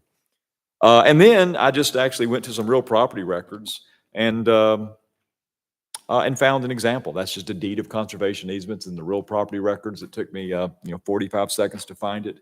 And I just put this in here, but you'll notice it's got references to the statute. You'll see on the second right facing little paragraph there, it says it's the purpose of this conservation easement to assure that the property be retained forever, predominantly in an open space, blah, blah, blah. I won't read all of it, but you get the idea. And then you see that subparagraph 2 on the right, where it talks about, rights of the grantee. Now, in a conservation easement, we're going to be the grantor, giving these rights to the grantee that's going to be the holder, and it sort of talks about what rights they get. And I think the key one too is monitoring, because there is a little bit of a cost to this. These trusts, they have people that will literally go to their protected areas and make sure that we're not doing anything on that property we're not supposed to be doing, because they have an enforceable legal right in court to stop us should we do anything that they don't want to have done. I'm going to skip through this. The advantages, there are some advantages to us. And again, it's interesting on the municipalities. The advantage of the conservation easement is also almost its disadvantage. And let me explain what I mean by that. So municipalities, preservation in perpetuity. Perpetuity is a long time. sounds just as long as you think it is. And then the disadvantages on the municipalities is it doesn't just limit your rights with respect to the property, it limits future council rights with respect to what they can do on the property. And of course, I know a lot of governments, because I teach them, are used to that rule that one government, one council can't bind a future council. Well, that's not true in a couple of areas. It's not true with respect to intergovernmental agreements under the Georgia Constitution, which can be for 50 years. So you have the right to bind the city of Milton for 50 years, so long as you're doing an intergovernmental agreement with another entity. And here would have the right to lock this property down in perpetuity, and the City Council of Milton in the year 2030 won't be able to do anything about that. Now, when you do these, Ken, do you do each park or each piece of land separately? Because some of them may have different uses, or do you do an umbrella and then call out each property? My expectation is, in my recommendation would be that we treat each property differently. Each property is going to lend itself to a different set of restrictions, or maybe no restrictions at all. So each one would be done separately. And that's what the holders would be used to as well. And I like everything I've heard about what you said, especially the perpetuity part, where that may scare some people. It certainly doesn't scare me, because with the acquisition of green space, with the true intention of how we design that as a city, is served by perpetuity. Right. I understand. So And again, that's not meant to scare anybody. I just wanted to say it's both a benefit, and some may view it as a modest detriment. And I think I also heard you say this is a pretty standard and customary pathway for government agencies to do just this. And I appreciate your First time homework I've done to present this to us. Are there any other vehicles that are common or customary that we haven't contemplated that we should before deciding that a conservation easement is our correct path to go? I think what I would be interested in seeing is how the discussion goes, and see if there's anything other than this. But I will tell you this, it's tried, it's true, it's statutory, and it's easy to duplicate. So my point simply is, unless I hear some one-off where I'm like, wow, I don't know that a conservation easement actually would be the appropriate fit, I'm going to keep sending you that way. If the objective of the council is to lock down some of your properties such that neither you nor a future council have the right to deviate from either its current use or some future use, I'm going to keep sending you down to the conservation easement approach. Well, I like the path that you just mentioned a minute ago too, with the prospect of identifying each individual park or preserve for its unique characteristics. And we know that Birmingham Park presents itself to the equestrian community. We know that Lakapani or the Wolf Preserve has a pond. It might be for fishing, et cetera, et cetera.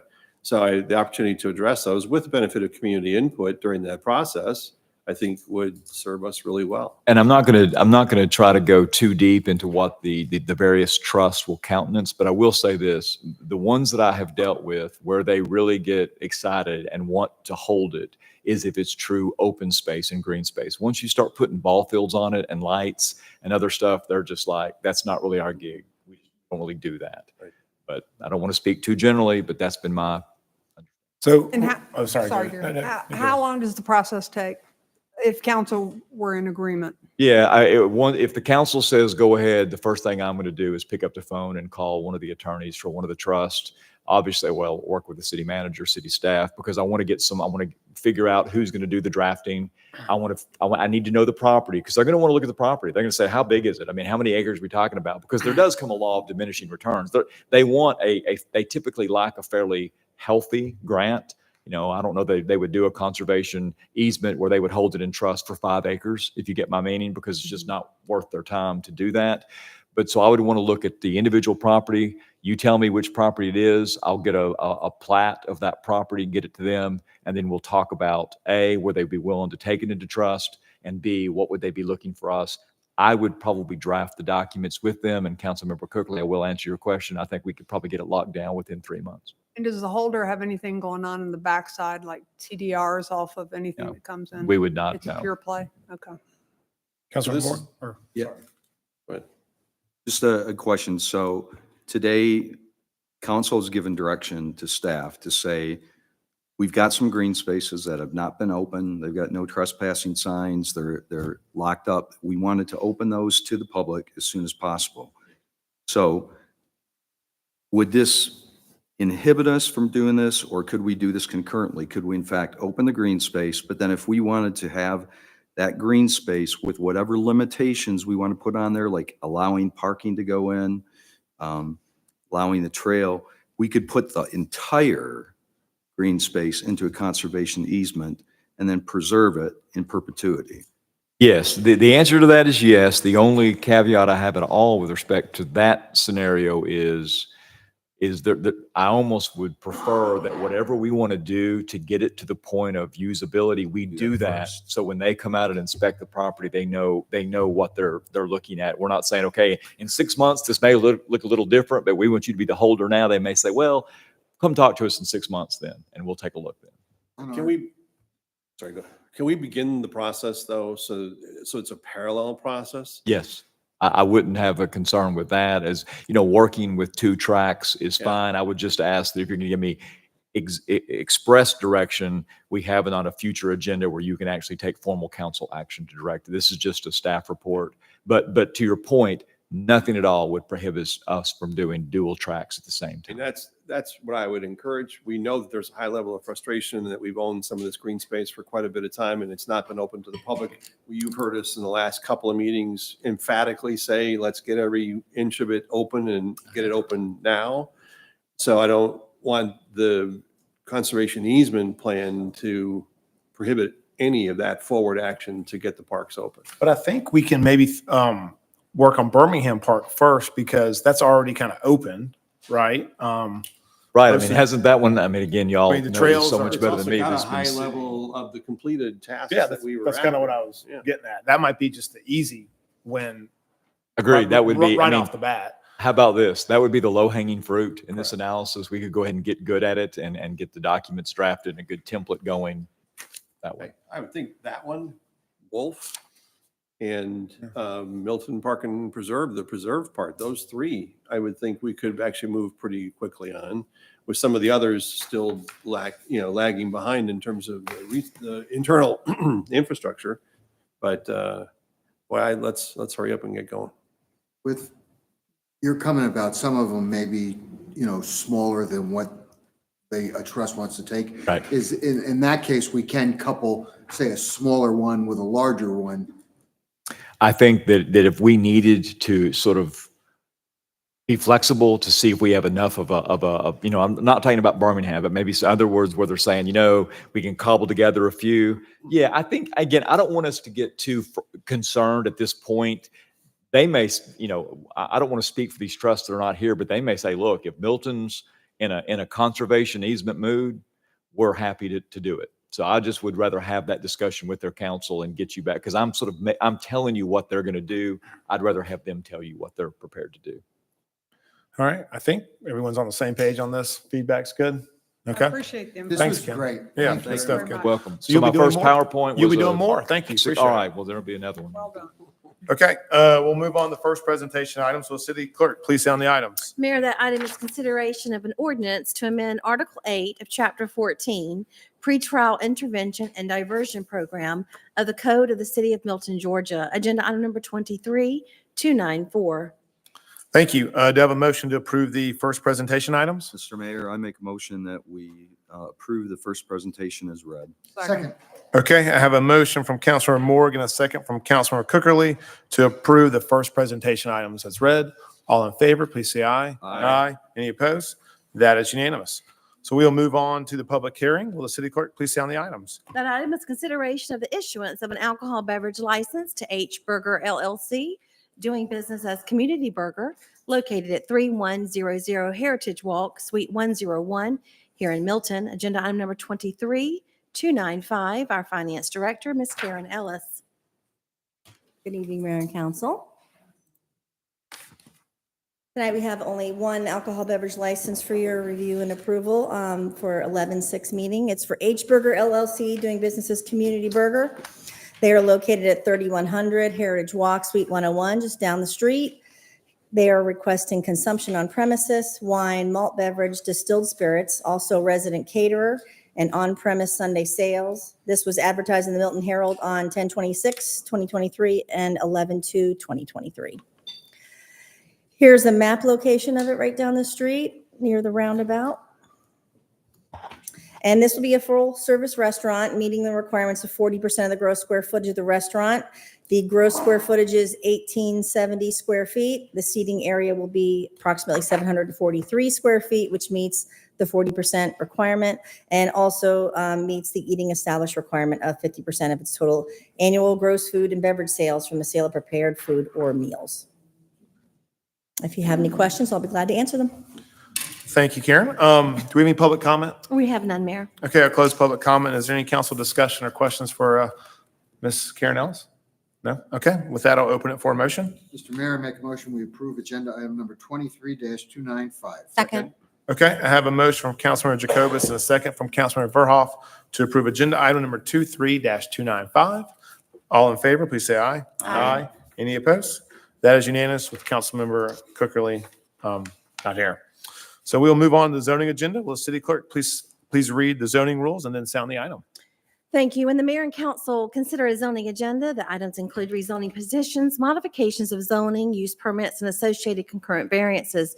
In addition to ordinances, resolutions, and text amendments, I would like to acquaint you with some of the rules and procedures for this meeting, which includes a zoning agenda. The applicant and all those speaking in support of an application will be allowed a total of 10 minutes to present the petition. The opposition will also be allowed a total of 10 minutes to present its position. If time remains, the opposition will be allowed to rebut. The applicant may choose to save some time for rebuttal following the presentation by the opposition. Since the burden of proof is upon the applicant will be allowed to make closing remarks provided time remains within the allotted time. Those called to speak will be taken in the order that the speaker cards were received by the city clerk prior to the beginning of tonight's meeting. All speakers will identify themselves by name, address, and organization, if applicable, before beginning their presentation. The Planning Commission has heard the rezoning agenda items, and their recommendations have been forwarded to the Mayor and City Council for consideration and disposition. The applicant shall not submit material to the council during this meeting unless requested to do so. All material that you wish to be reviewed by the council in consideration of your application should have already been submitted to the Community Development Department and is included in the normal distribution of packages to the council. When an opponent of a rezoning action has made within 2 years immediately preceding the filing of the rezoning action being opposed, campaign contributions aggregating $250 or more to a local government official of the local government which will consider the application, it shall be the duty of the opponent to file a disclosure with the governing authority of the respective local government at least 5 days prior to the Planning Commission meeting. A violation of relevant state statute constitutes a misdemeanor. Therefore, if you have contributed $250 or more to a council member and you have not filed a disclosure prior to the Planning Commission meeting, the city attorney strongly suggests that you have someone else speak from your point of view, for your point of view.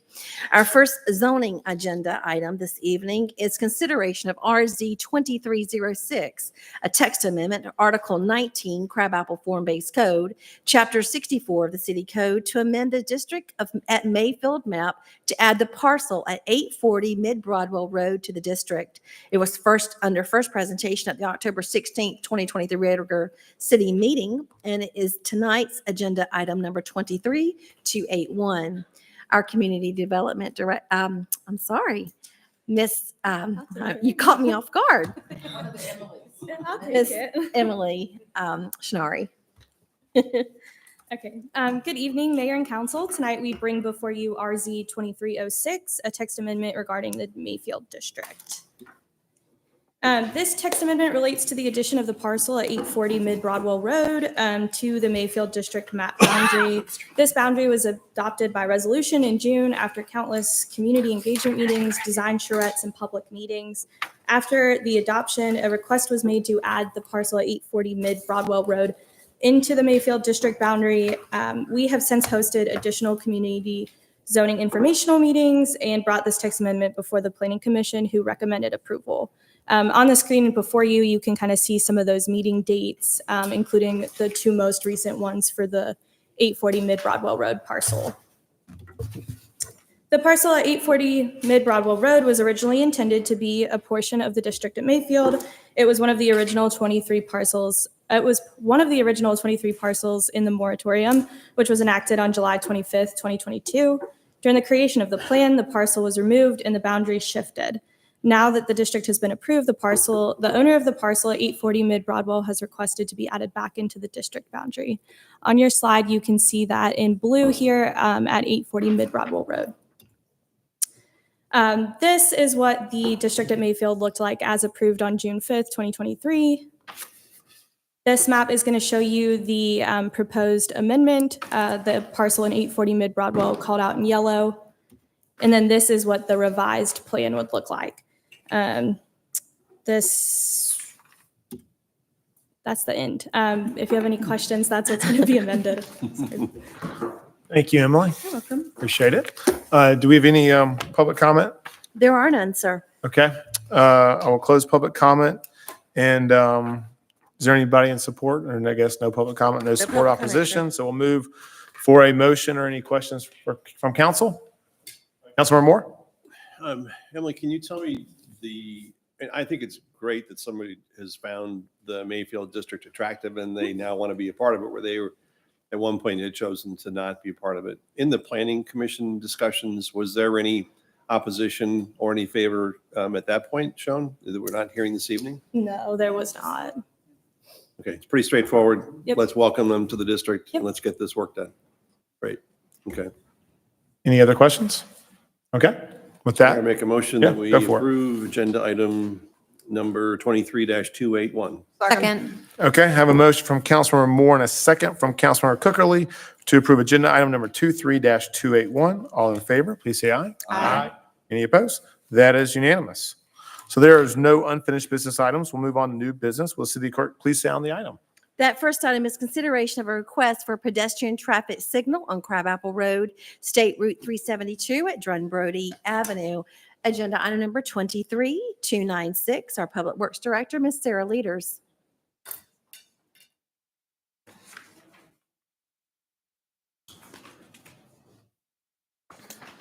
Good evening. This is a long-awaited item, the first pedestrian signal in the city for Crabapple Road. So this is a very positive next step towards moving forward with that signal. Really, the purpose of this item, it's a signal permit that Georgia DOT requires as part of their approval process, and we're just required to complete the application to move on to the next step in getting through their process. Some history on the Crabapple Road Streetscape project. It was funded in 2019. I've spent the next couple of years working on concepts with Georgia DOT that they could support. In 2022, we awarded the design contract. Earlier this year, in April, we talked about an update on the project and decided to move forward with a phased approach, where phase one would be the pedestrian signal, some drainage work, as well as a permitted PTV crossing of Crabapple Road. And then the phase two, which would be put off until we got phase one under construction, would be looking at the hardscape components, landscape, and possibly the utility burial. So since that time, we've really started pushing towards getting phase one ready to go to construction. And we've started the utility burial discussions, but we'll resume that once we get phase one going. These are the general conditions that are part of every Georgia DOT signal application, that the city would participate in the cost. It must be installed to standards. We cover the operations cost, subject to inspection and approval by GDOT, and they reserve the right to revoke approval. Again, those are just standard conditions that are part of every signal application. So this shows what phase one is going to be, really the circled area here. We are going to do the median on Crabapple Road with the staggered crossing through that. And the bottom graphic shows the highlighted. That's going to be that. It's a single signal mast arm is what we're proposing. So our next step, if this item's approved, we'll submit the signed signal permit to Georgia DOT to advance the permit for further review. And then once it's approved, we'll bid this project for construction. And I'd be glad to answer any questions. And this is, again, it'll be the first pedestrian hybrid beacon signal like what is in downtown Alpharetta. So it's more than just the signs with the flashing beacons. This is an actual pedestrian signal. Councilmember Moore, then Jacobus. Yep. Sarah, this is great. This is great news. We've been asking for this for years, so to finally have it so people don't illegally cross and kind of run across the road. One thing we've asked about before, trying to look at from a handicap standpoint, we have people in our city that do have visual handicaps. Other cities like Tallahassee and other places have both an auditory signal as well as the visual where you can see the countdown. When we put this in, when we're doing the wiring and we're going to do that, will we be including that level of, I guess, assistance for disability? We'll have that component evaluation as part of the final signal plans. Okay. This is really the permit stage. Okay. And usually those are justified by a need within the area. And so we'll look into all of that as we're putting together the final plan. Okay. Well, thank you. Thank you for pushing on this. We've been trying to get this done for Right. years. So thank Long you. time. Yep. Yep. Councilmember Jacobus. Yeah, I know you said you're going to wait on most of the hardscape, but will the island all be completed at at this time? Right. Yes. So It will be. so the island, anything within that circle that you showed us will be done, or just the island on each side of the street? It'll be the center island is what we'll do. We'll hold off on the hardscape and the plantings on the side of the street. But what's in the middle of the street will be landscaped as we're building that median. Thank you. Okay, Councilmember Moore. Sir, just one quick clarification. When you said signal arm, what you showed us was the signal arm. There's nothing that moves. It's the fixed arm that holds the lights over the traffic area. Correct. Okay. Right. I just want to make sure there was nobody expecting an arm to come down and stop traffic Crossing. like a train, like a train Right, track. It is that supporting structure that Yes, shows the lights. Thank you. Okay, any other council discussion? Do I have a motion on the new business item? Mr. Mayor, make a motion, we pass agenda item number 23-296. Second.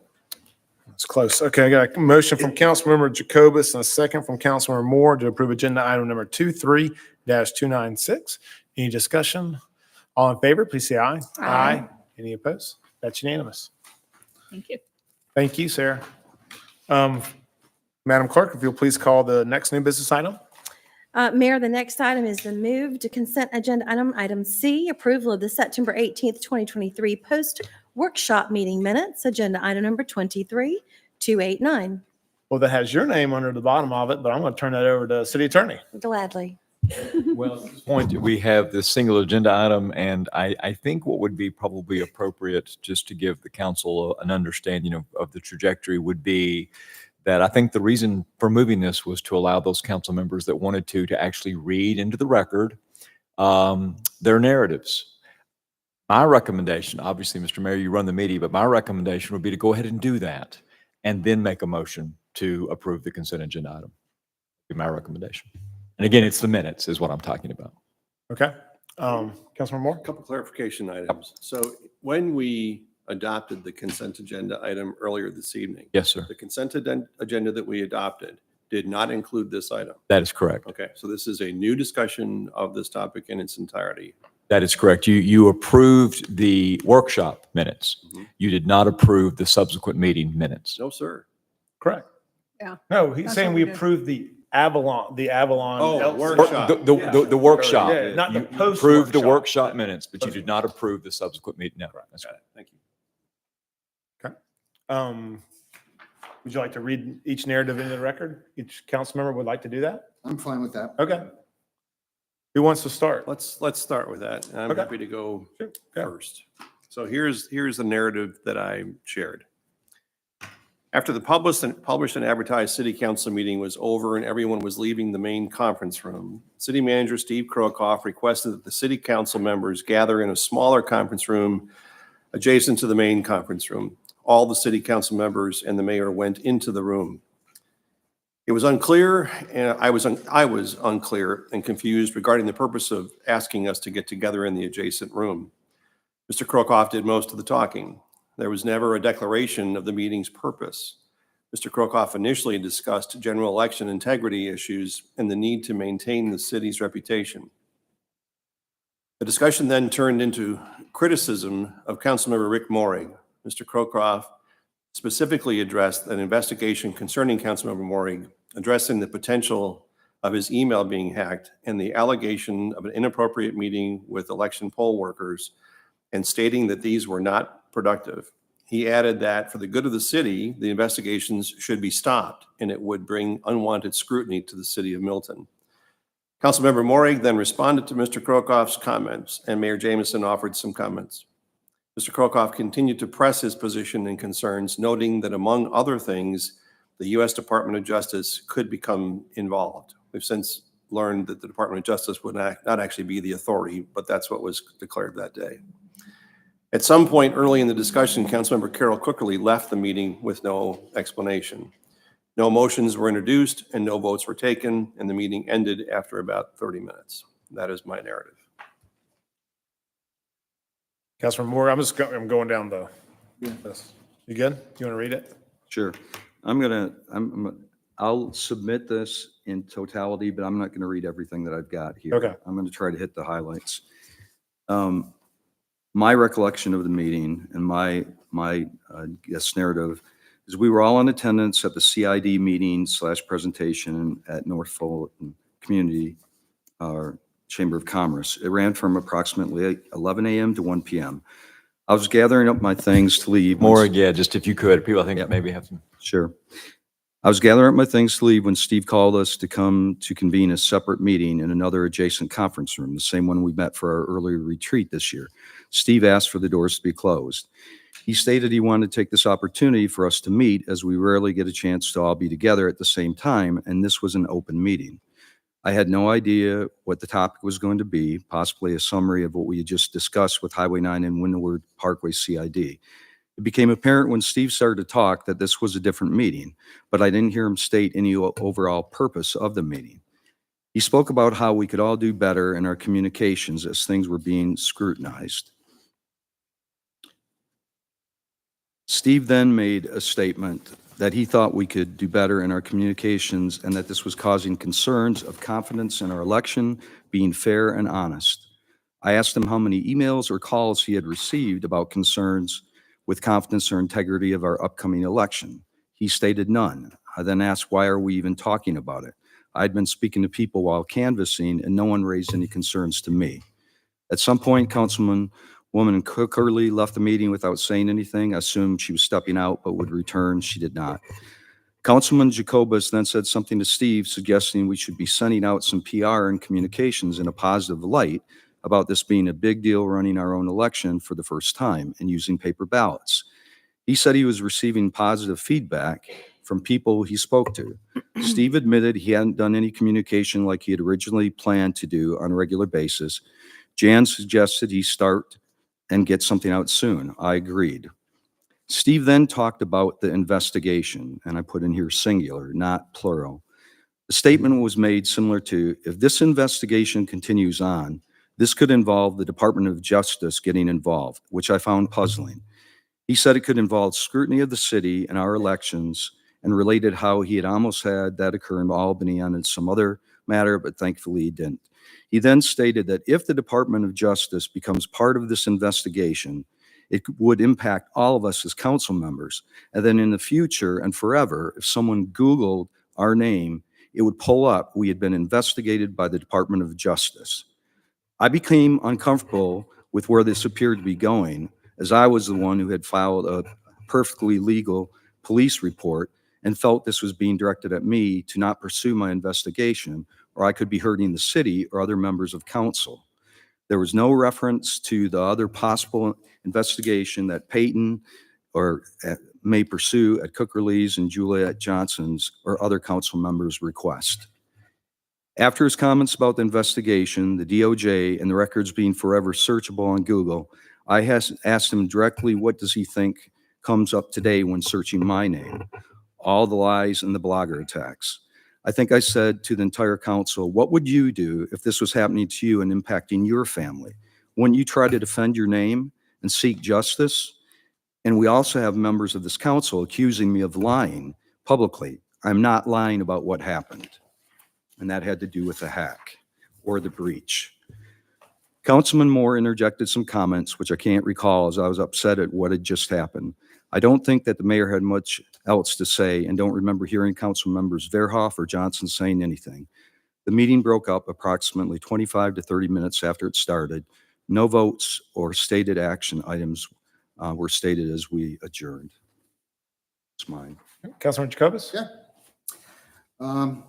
At 11 a.m., attended a meeting at the North Fulton CID Purpose Windward Parkway Highway 9 Strategic Master Plan Council Workshop. At the conclusion of the meeting, as we were preparing to leave, we were asked by Steve Crocroft to meet in the small conference room. It was the same room that we met for our retreat, which was diagonally across the hall from the main meeting room. Steve Crocroft started the meeting by saying something like, "Since we're all here," I do not recall his exact words, but I think it was something felt that it was okay for us to meet for a brief discussion. The majority of the conversation was Steve Crocroft's stating how he felt all the investigation and various issues were not good for the city and making it difficult to prepare for the election. Steve Crocroft stated that all the investigations could lead to a DOJ getting involved. After several comments from Steve Crocroft, Rick Moore had made several comments about his actions and the reason for them. Peyton Jamison made a comment about the need for a successful election. There were no votes taken. There was no real resolution to how to handle the current issues that are detracting from running of the election. Closing comment, if I recall correctly, was all about getting the election across the finish line. Meeting lasted about 30 minutes max. Okay, Councilmember Verhoff? Sure. My narrative will be pretty short compared to my colleagues. I did not document the he said, she said part of the meeting or document any of my personal feelings or personal opinions. We wrapped up the Highway 9 presentation on time, started to pack up, and then we were asked to step into the glass conference room next door for a brief conversation. At that time, I did not recall who had asked us to meet. Carol was present for only the first few minutes and then had to leave for a prior appointment. In addition to what Ken had already noted, towards the end of our brief discussion, there was a comment or suggestion to communicate a positive message with the community around elections progress and accomplishments. Okay, thank you. Okay, with that, is there any other discussion on it, on the item?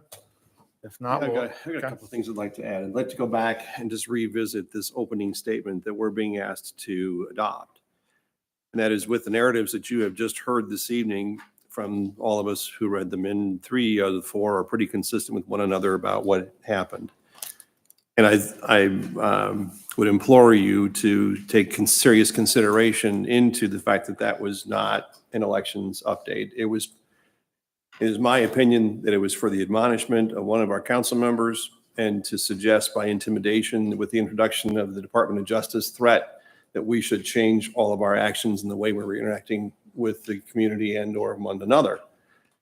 The intimidation factor was completely inappropriate.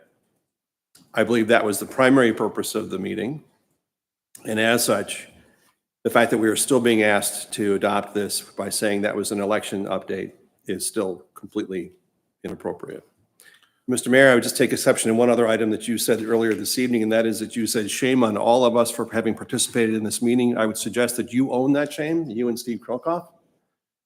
I participated only because I was unaware of what was happening. Throughout the course of the conversation, it kept morphing, so it was unclear what the true purpose of the meeting was, except for what I just defined, which is the admonishment and the intimidation factor. And as such, I do not own any embarrassment or any ownership of any participation beyond the fact that I was innocently there and was basically, I'm now trying to be being held accountable for being there when it was without a defined purpose. Well, Councilmember Moore, you should own up to a little bit of it. I did. We're all elected officials. No one in that room during 30 minutes said a word about them being uncomfortable at all. Councilmember Cookerly was the only one that got up and left. So at the end of the day, we all take a little piece of it and we move on, and we need to vote on these minutes. Now, your narratives can go with the minutes, which I think is perfectly fine. We just need to move on from it. Councilmember Moore? Just one question. And this is a question to all of us as council. Were any of you aware that this meeting was going to happen? Only right before only right before the meeting.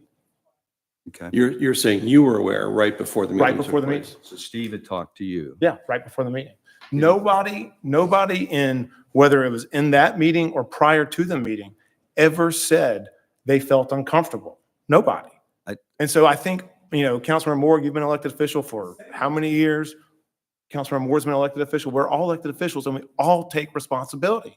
That's how we do things. What I don't take accountability for is the shame that you were suggesting that we should own. I own no shame in participating in this meeting because I was there now to correct the record for what was attempted to basically be a cover-up of what happened in that meeting. Okay. Okay. Sure. Councilman Jacobus? Yeah, I have a couple things.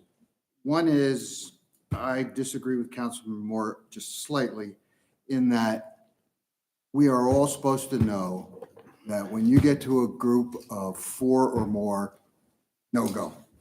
So that's a lesson learned for me. I think we should have somebody should have said, there's 4 or more of us, no go. It was the way it was presented that made me feel comfortable. I shouldn't have. Lesson learned. As far as what we're asked to approve, the only issue I have right now, since we were able to read the narratives, is just the words that said election update. It wasn't an election update unless you consider chewing somebody's ass out for starting investigations. There was no, we've got parking settled, we've got people coming in, all the workers are doing this. It was not that. Not what somebody, when you say an election update, what they would think. I think you got to find a different word or just say the city manager provided, just take out election update. You could say the city manager accommodated a meeting to include and then provide the list and strike the first part of that. I'd say he convened a meeting. Convened a That's what he meeting did. to include an admonishment that repeated calls for investigations, et cetera. I can accept the rest of that language, provided we change the first part of that sentence. Can you read that exactly? I would suggest that the city manager convene a meeting to include an admonition that repeated calls for investigations by various council members may work an overall negative in the public's eye and may result in inquiries by other agencies. The city manager asks that the council be patient and allow him and his staff to complete the election process as he was tasked to do. The rest of this can stand as presented. Well, I guess the only question I have is you say the city manager convened the meeting. Really, all elected officials convene the meeting. So my question to Ken, this is, I mean, seriously, like who convenes the meeting? I mean, this is more for you, Ken. I think it would be myself and other elected officials. Yeah, I think the problem that y'all are struggling with is the notion of the verb, the convening. There's no convening of a meeting. When a quorum of you assemble together, whether you intend to convene anything, it happens. Right. Okay. If your objective is to discuss the affairs of the city of Milton. Okay. But then maybe we change the wording to the city manager requested us to come in and have another meeting in a separate room. What I don't want, these are going to go in as permanent record. Nobody else was there except for us. We lived it. Yes, you can say some of my comments are subjective. Yes, they were, but I also tried to recall the specifics and no, Peyton, I didn't say I'm uncomfortable. I didn't know where that meeting was going. It kept on changing. But we convened the meeting, correct? We gathered together. We were called together. We gathered together. Okay, and you everybody else. I'll take responsibility. Okay. Yes, I was in there. I didn't know where this meeting was going. I really thought at first it was an update. And but we shouldn't have gone anywhere, to your point, correct? That part is correct. Yeah, I can agree with that. Yeah, okay. It's what transpired. Please, quiet. It's what transpired is my concern, and an accurate portrayal of that in the actual things that we're calling meeting minutes and the things we read into the record. I think it has to be accurate. I don't think it needs to be glossed over. But what happened shouldn't have happened. I agree with that. What the purpose of that meeting is, we can debate. But I can tell you, it seemed pretty clear to me, and I think I've got a couple other people here that saw it the same way, objectively, without me prompting them on what happened. My only issues were blaming the city manager when I think the blame should fall on us and me. But That's it. No, That's I'm it. sorry, I can't buy that. Really? There's Okay. there's no way. We were convened by the city. We were brought together. We was suggested that we gather. And we should say no. All of us should But say we, no. but we didn't. But who gathered us in that meeting room? It was the city manager. We're not children. We're not Actually, children, Point of order, Ken, can I ask one more quick item? The fact that Councilmember Cookerly was not in attendance at the meeting, can she participate in this Cookerly discussion? was present for And 5 vote minutes. when she Yes. did not participate in the meeting? Yes. You already She know the can answer to vote. that. He's already answered the question. I'm just clarifying. He's answered the question. You know the question. I have a question. Were you bothered by what transpired at the end of the meeting of that 30 minutes? I'm not sure what you're referring to. Were you bothered when you left? Were you bothered? Yes. Okay, so the next day, I called city manager to say, I'm sorry I had to leave abruptly. And I said, I didn't call you yesterday afternoon, I meant to. And he said, well, you wouldn't have called me because Councilmember Moore wanted to stay and speak with me, so we spoke for an hour. So you were so bothered. Why in an hour did you not mention it to him? Let us debate. That meeting my between point- look. he and I was a personal discussion on a Okay. variety of other topics that were city related. My point is, And- this is gaining steam with election fervor. It wasn't like this 3 weeks ago or a month ago. It is starting to gain steam. No, that's not true. It is true, Paul. Very much so from where you were before. I'm not sure what that means, but I will also suggest, Councilmember Cookerly, that you and I spoke the following day, and when I asked you about why, or challenged you about why you chose to leave, you said, because I wasn't going to stand for that topic. I wasn't going to stand for that, something to that effect. So you knew you were smart enough to leave. I wasn't. No, that's not, no. All right, we're gonna get in a lot of he said, Yeah. she said. No. I propose, let's make a motion. Mhm. Let's see if it passes, and then we'll just do it all over again. Are you good with that, Councilman Moore? Can Okay. I'll make a motion. you restate it without the election update verbiage? Yes. I'm going to suggest that the language needs to be the following. The city manager assembled the council for the purposes of a meeting to include, and the rest of the language can stay. Second. Okay, I have a motion from Councilmember Moore. Can I actually see it? Yeah, but hold on real quick. Motion from Councilmember Moore, second from Councilmember Jacobus on approval of agenda item number 23-289 with Councilmember Moore's recommended amendments. I will just respectfully just disagree, like I said before. Any other discussion? Okay, hearing none. All in favor, please say aye. Aye. Any opposed? Aye. All right, that's 4-3. I will open up for a No, new that motion. was- Should Councilmember? It Burhoff was raise their 3 hand? to, it was 4-3. Councilmember Cookerly voted in favor, did you not? I said, I'm sorry? Who voted on? Did who you voted support the yes on motion or not support the motion just now? I meant not to support the motion. What did I say? Sorry. You supported it.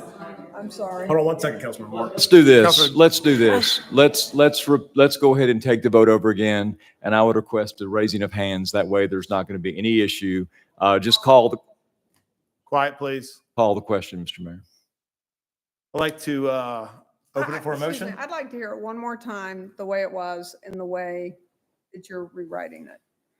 Well, The way it reads is the city manager provided an election update to the council, comma, to include an admonition that repeated calls for investigations by various council members may work an overall negative in the public's eye and may result in inquiries by other agencies. The city manager asked that the council be patient and allow him and his staff to complete the election process he was tasked to do.